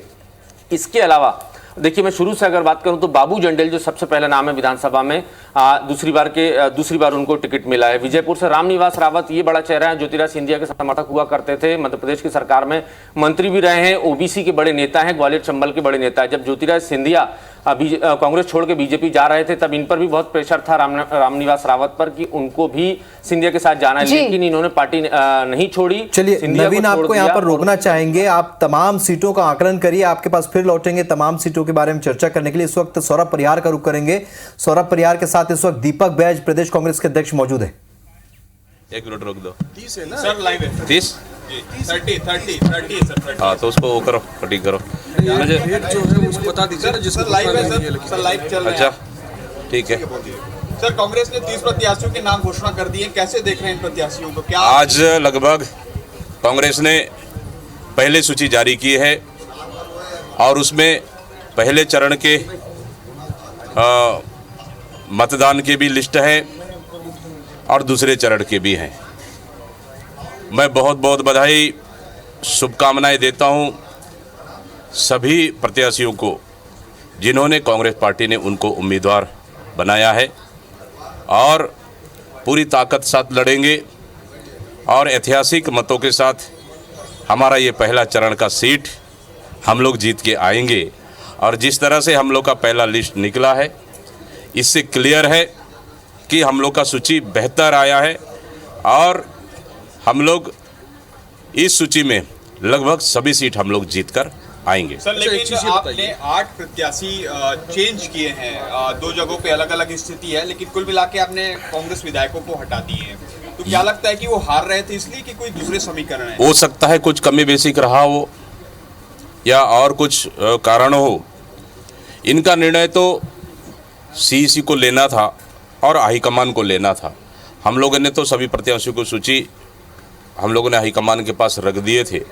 बाकी निर्णय हाईकमान को लेना था, हाईकमान ने लिया है और हाईकमान ने जो निर्णय लिया है हम सब के लिए हमको स्वीकार है। गिरीश देवांगन को गुरु रुद्र कुमार को अहिवारा से नवागढ़ दिया गया है। क्या लगता है कि सीट चेंज होने से वहां पर कांग्रेस को नुकसान नहीं होगा? देखिए, अगर एक एक सीट पे अगर फैसला हुआ है तो हाईकमान ने एक एक सीट पे डिस्कशन कर निर्णय लिया है, तो मैं समझता हूँ हाईकमान का निर्णय सबके लिए सर्वमान्य है और कहीं नुकसान नहीं होगा। जगदलपुर की सीट क्यों होल्ड की गई? अब मुझे लगता है जगदलपुर सीट पे और थोड़ा सा मंथन जारी है, तो अब उनको भी हाईकमान को तय करना है, जल्दी उसको भी सूची आएगा। आपको भी टिकट मिली है तो आप अपना ध्यान पूरा अपने क्षेत्र में लगाएंगे या फिर प्रचार? मैं तो हाईकमान ने मुझे भी चुनाव लड़ने का आदेश दिया है। मैंने तो टिकट मांगा भी नहीं था, लेकिन हाईकमान का निर्णय सर्वोपरि है। लेकिन मैंने चित्रकूट की जनता से पहले ही कहा है, चाहे मुझे टिकट मिले या न मिले, यहाँ का चित्रकूट का सीट जिसको भी टिकट मिलेगा उस कांग्रेस प्रत्याशी को जिता के देना है ऐतिहासिक मतों के साथ। मैंने पहले ही कहा था। इसलिए नामांकन भरने के बाद मैं चित्रकूट विधानसभा प्रचार में नहीं जाऊंगा। थोड़े बहुत समय अगर लगेगा समय हम दे देंगे, बाकी हमारी कार्यकर्ता और जनता वहाँ पे चुनाव लड़के जिता के देगी, क्योंकि एक प्रदेश अध्यक्ष होने के नाते मुझे बस्तर का पूरा 12 सीट का जवाबदारी है, इसके बाकी क्षेत्र की भी जवाबदारी है। तो निश्चित रूप से हमारे सभी सीनियर नेताओं के साथ मिलकर ये पहला चरण का 20 सीट हम लोग लड़ेंगे और 20 का 20 सीट हम लोग चुनाव जीत कर आएंगे। बाकी का नाम भी मुझे लगता है कि 18 या 20 तारीख तक सेकंड लिस्ट भी हमारी आ जाएगी। तो इसके अलावा बाकी नाम फंसे हुए हैं? कुछ सीटों में डिस्कशन है, कुछ सीटों में डिस्कशन चल रही है। संभवतः वो भी 18 या 20 तारीख को वो सेकंड लिस्ट भी आएगी। कोरोना अभी तक तो सूचना है कि 17 तारीख को बैठक होगी। 17 तारीख के बाद हाईकमान के हाथ में है, वो सब लोग उनके पास है। तो दीपक बैच ने अपनी प्रतिक्रिया यहाँ पर दी राहुल, और देखा कि उन्होंने साफ तौर पर कहा कि हाईकमान ने जिन नामों को घोषित किया, जिन प्रत्याशियों को यहाँ पर नामों का ऐलान किया गया, उनमें पार्टी को पूरा भरोसा उन्होंने दिखाया। लेकिन ये भी नरेश मिश्रा से जानना चाहते हैं, हमारे संवाददाता हमारे साथ लगातार जुड़े। नरेश, आपसे जानना चाहते हैं, दीपक बैच ने तो पूरी तरीके से प्रत्याशियों के नामों पर अपनी सहमति जताई। उन्होंने कहा कि प्रत्याशी जो है चुनाव लड़ेंगे और पूरी तरीके से पार्टी अपनी सरकार बनाएगी, लेकिन जनता कितना विश्वास दिखाएगी नामों पर?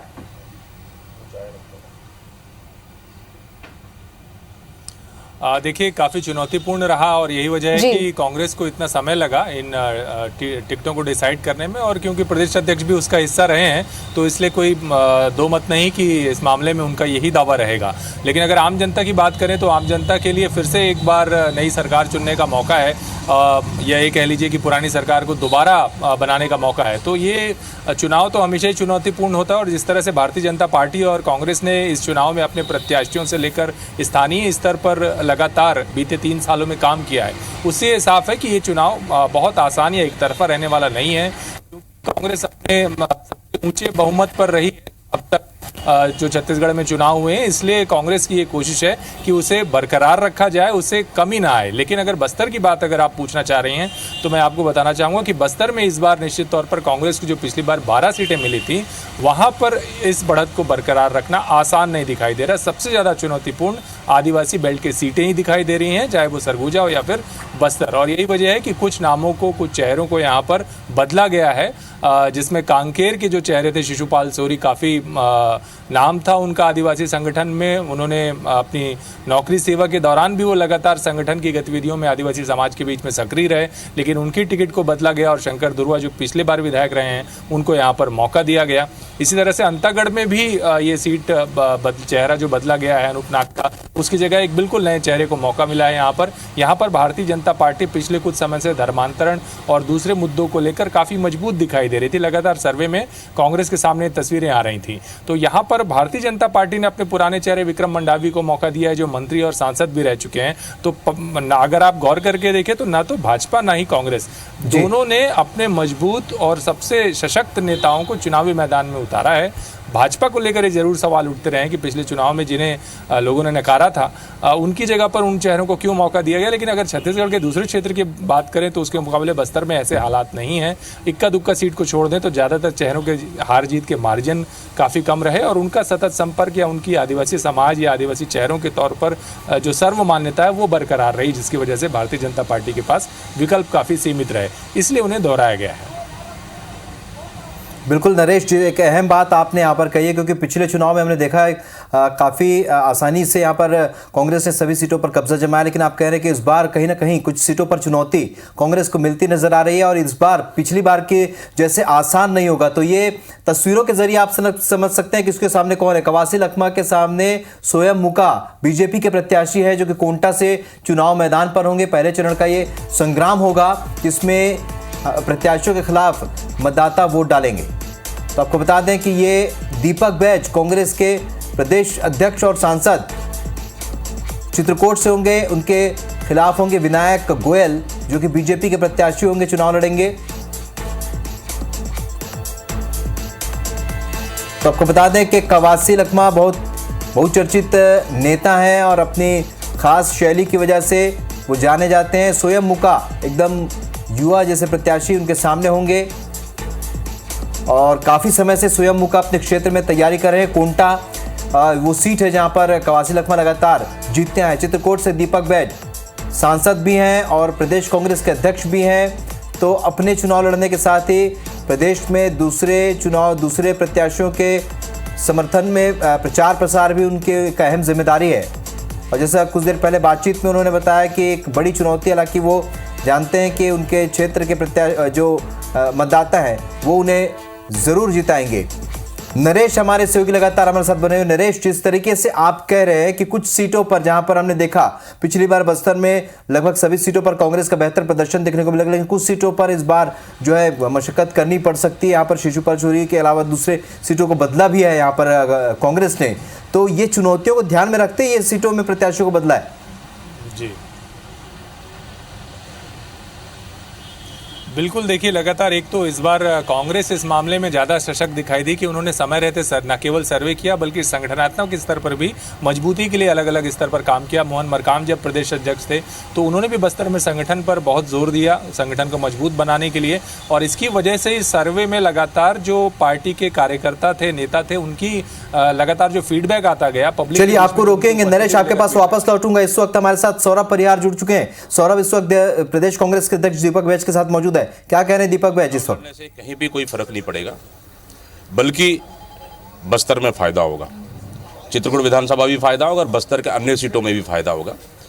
और पूरे 20 सीट में हम प्रचार करेंगे, कहीं कोई हमारे चुनाव लड़ने से दिक्कत नहीं है, बल्कि पूरे बस्तर को फायदा होगा और बाकी सीटों में भी फायदा होगा। आपने 8 विधायकों की टिकट काट दी है, मतलब ये नहीं देखा गया क्या कि इससे और हो सकता है कि गलत मैसेज जाए? मंत्रियों की टिकट आपने काटी नहीं, विधायकों की टिकट काट दी। ये तो हाईकमान का निर्णय है, उनके पास सब रिपोर्ट है, सब जानकारियां हैं। हाईकमान का निर्णय तो बाद में हुआ, लेकिन इससे पहले तो नाम आप लोगों ने बढ़ाया ना, हम लोगों तो पहले ही काट दिए रहे होंगे। हम लोगों ने पूरे नाम हाईकमान तक रखे, सभी लिस्ट हाईकमान पर था। सीईसी और हाईकमान को निर्णय करना था, उन्होंने निर्णय किया। एक एक सीट पे डिस्कशन उन्होंने किया है, एक एक सीट पे परीक्षण किया है। इसलिए हम लोग का जो पहला चरण का सीट आप देखेंगे, एक भी लिस्ट में कहीं कमी बेसिक नहीं है। हम पूरी की पूरी लिस्ट हमारी बहुत अच्छा है और पूरी सीट पे हम जीत के आएंगे। एक रिपोर्ट ये भी आ रही थी कि 12 में से 12 बस्तर नहीं जीतने वाली है। आपने जगदलपुर पहले ही ड्रॉप कर दिया है अभी, जो 13 तारीख से नामांकन हो गया। जगदलपुर को क्यों, आखिर क्यों इतना हॉट सीट बना है जगदलपुर? उस पर आप लोग कोई डिसीजन नहीं ले पा रहे हैं? देखिए, जगदलपुर संभाग मुख्यालय का सीट है, बड़ा सीट है, जनरल सीट है।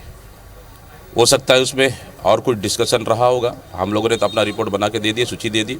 अब उसका निर्णय भी आलाकमान को करना है, आलाकमान करेगी उसका निर्णय भी। लास्ट सवाल, पूरी सूची कब तक आ जाएगी? 17 तारीख को छोटी बैठक है दिल्ली में और 17 तारीख के बाद कभी भी सूची आ सकती है।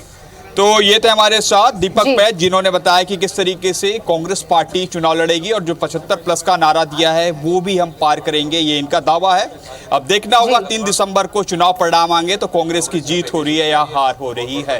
कैमरामैन नजीर के साथ सौरभ सिंह परिहार, IBC 24। सौरभ, तो अभिषेक हमारे साथ सहयोगी हमारे लगातार जुड़े हैं। अभिषेक, आपसे भी जानना चाहते हैं, जिस तरीके से दीपक बैज ने तो साफ तौर पर कह दिया कि फैसला पूरी तरीके से हाईकमान का था, कुछ मंत्रियों के नाम भी कटे, कुछ विधायकों के नाम भी इसमें कटे हुए, कैसी प्रतिक्रिया अब तक इसमें सामने आ रही है और क्या किसी प्रकार का गलत मैसेज जा सकता है जनता के बीच या फिर पार्टी के प्रत्याशियों के बीच? देखिए, जिस तरह से ये बात कही जा रही थी कि जो कांग्रेस की जो सूची है वो पितृपक्ष के बाद नवरात्र के समय आएगी और ऐसा ही हुआ। और जो सूची आई है उसमें सरगुजा संभाग की बात करें तो सिर्फ 2 मंत्रियों के जो नाम हैं वो उस पर कांग्रेस ने अपना भरोसा जताया है। अमरजीत भगत और TS सिंहदेव के नामों की घोषणा हुई है। इसके अलावा किसी नाम को लेकर घोषणा अब तक नहीं हो पाई है। सबसे खास बात यह कि सरगुजा संभाग में 14 सीटें हैं और 14 के 14 कांग्रेस के पास हैं। ऐसे में सभी विधायक कांग्रेस के हैं और ऐसे में उनके नामों पर मुहर न लगना एक बात को संदेश देता है कि कांग्रेस बेहद विचार मंथन करने के बाद अपने प्रत्याशियों की घोषणा करेगी। और अभी ये माना जा रहा है कि जो 12 सीटें हैं जिन पर अभी कांग्रेस की घोषणा होनी बाकी है, उसमें से कई ऐसे नाम हैं जिन पर बदला जा सकता है या जिनके नामों को लेकर संशय है। ऐसे में कहा जा सकता है कि भाजपा के पास एक मौका बन गया है और उस भाजपा की तरफ से ये प्रतिक्रिया आ गई है कि जिस तरह से कांग्रेस ने प्रत्याशियों की घोषणा की है, अपने ही विधायकों के नामों पर कांग्रेस विश्वास नहीं जता पा रही है तो भला जनता कैसे जिताएगी? तो निश्चित रूप से कहा जा सकता है कि जिस तरह से नामों को लेकर घोषणा हुई है उस पर सवाल खड़े हो रहे हैं कि कई ऐसे विधायक हैं जिनके नामों को लेकर संशय है, उनके नाम काटे जा सकते हैं। अभिषेक, 85 नामों की घोषणा यहाँ पर बीजेपी ने कर दी है, लेकिन 5 नाम जो घोषित नहीं हुए उनमें एक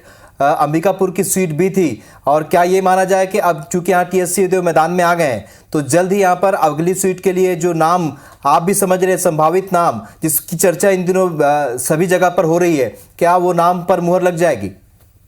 देखिए, ये कह पाना तो बेहद मुश्किल है कि जो अभी जो घोषणा हुई है उसमें जो मंत्रियों के नामों पर घोषणा हो गई है। पूर्व जो मंत्री थे डॉक्टर प्रेमसाय सिंह, उनको लेकर भी एक संशय की स्थिति थी, उनके नाम को लेकर अभी तक घोषणा नहीं हुई है। इसके अलावा जो विधायक हैं, जो बड़े नेता हैं कांग्रेस के, जो कई बार विधायक रह चुके हैं, उनके नामों को लेकर भी अब तक कांग्रेस ने अब तक मुहर नहीं लगाई है। ऐसे में कहा जा सकता है इन नामों को लेकर बेहद संशय है और कई ऐसे उम्मीदवार हैं कांग्रेस की तरफ से जो विधायक होने के बाद भी अपनी उम्मीदवारी जता रहे हैं। ऐसे में क्या उनको मौका देती है कांग्रेस, नए प्रत्याशियों को मैदान में उतारती है या कोई फेरबदल होता है, ये तो आने वाले समय में इंतजार होगा, अगली सूची का इंतजार होगा। नरेश, जिस तरीके से यहाँ पर बीजेपी ने जब पहली सूची जारी की थी उसमें बस्तर की तमाम सीटें थी जहां पर प्रत्याशी घोषित कर दिए गए थे, तो क्या ये माना जाए क्या इससे फायदा मिलेगा क्या बीजेपी को, या फिर कांग्रेस की अभी की जो सूची है वो तमाम स्टडी करने के बाद बीजेपी की जो सूची उसे अच्छी तरीके से परख लेने के बाद प्रत्याशियों को मैदान में उतारा, क्या फायदा मिलेगा बीजेपी को पहले नाम घोषित करने का?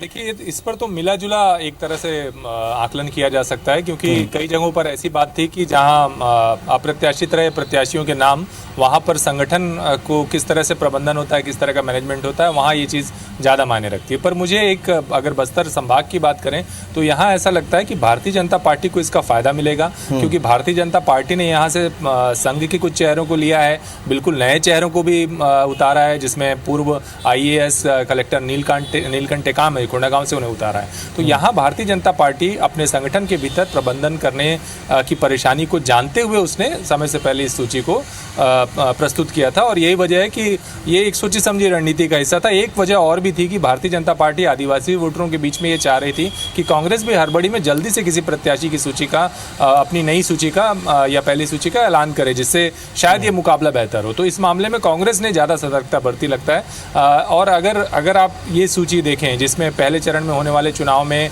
जो प्रत्याशी कांग्रेस के होंगे उनके नाम आए हैं, वहाँ पर कांग्रेस ने काफ़ी सधे हुए तरीके से अपने चेहरों को रखा है, बहुत ज़्यादा बदलाव नहीं है, इसलिए कांग्रेस को भी बहुत नुकसान होगा ऐसा दिखाई नहीं देता।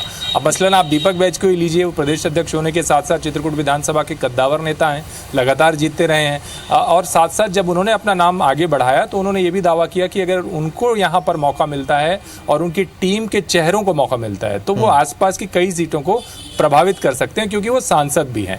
तो इस तरह से उन्होंने संगठन के भीतर न केवल अपना नाम बल्कि अपने जो सहयोगी हैं, और आने वाले समय में चुनाव में कांग्रेस सरकार बनती है तो उन सबको आगे लेकर चलने का दावा किया, जिसकी वजह से जो जगदलपुर की सीट है वहां पर भी एक नए चेहरे मलकीत सिंह गैदू का नाम आगे बढ़ा है। तो ये वजह है कि जगदलपुर सीट को छोड़ दें तो बाकी 11 सीटों पर तो नाम आ चुके हैं।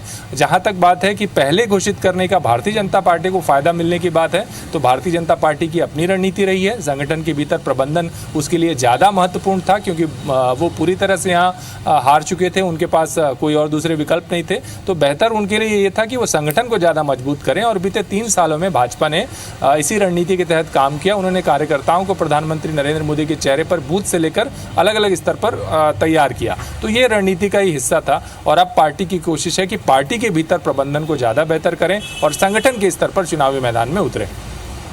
बिल्कुल, तो कई सारे ऐसे नाम है जो चौंकाने वाले राहुल, और देखने वाली बात होगी क्या कुछ प्रतिक्रिया इस पर आगे भी सामने आती। दर्शकों को लगातार टीवी स्क्रीन पर हम वो नाम भी दिखा रहे हैं जिन प्रत्याशियों के नामों की घोषणा की गई, चाहे मध्य प्रदेश की बात करें या फिर छत्तीसगढ़ की बात करें। रुकते एक छोटे से ब्रेक लिए जल्द लौटेंगे। लिस्ट में 19 महिलाओं का नाम शामिल है और 47 सामान्य प्रत्याशी भी हैं, तो 39 ओबीसी उम्मीदवारों को भी टिकट दिया गया है। तो 22 एससी उम्मीदवारों को कांग्रेस ने टिकट दिया है, वहीं 30 एसटी उम्मीदवारों को टिकट मिला है।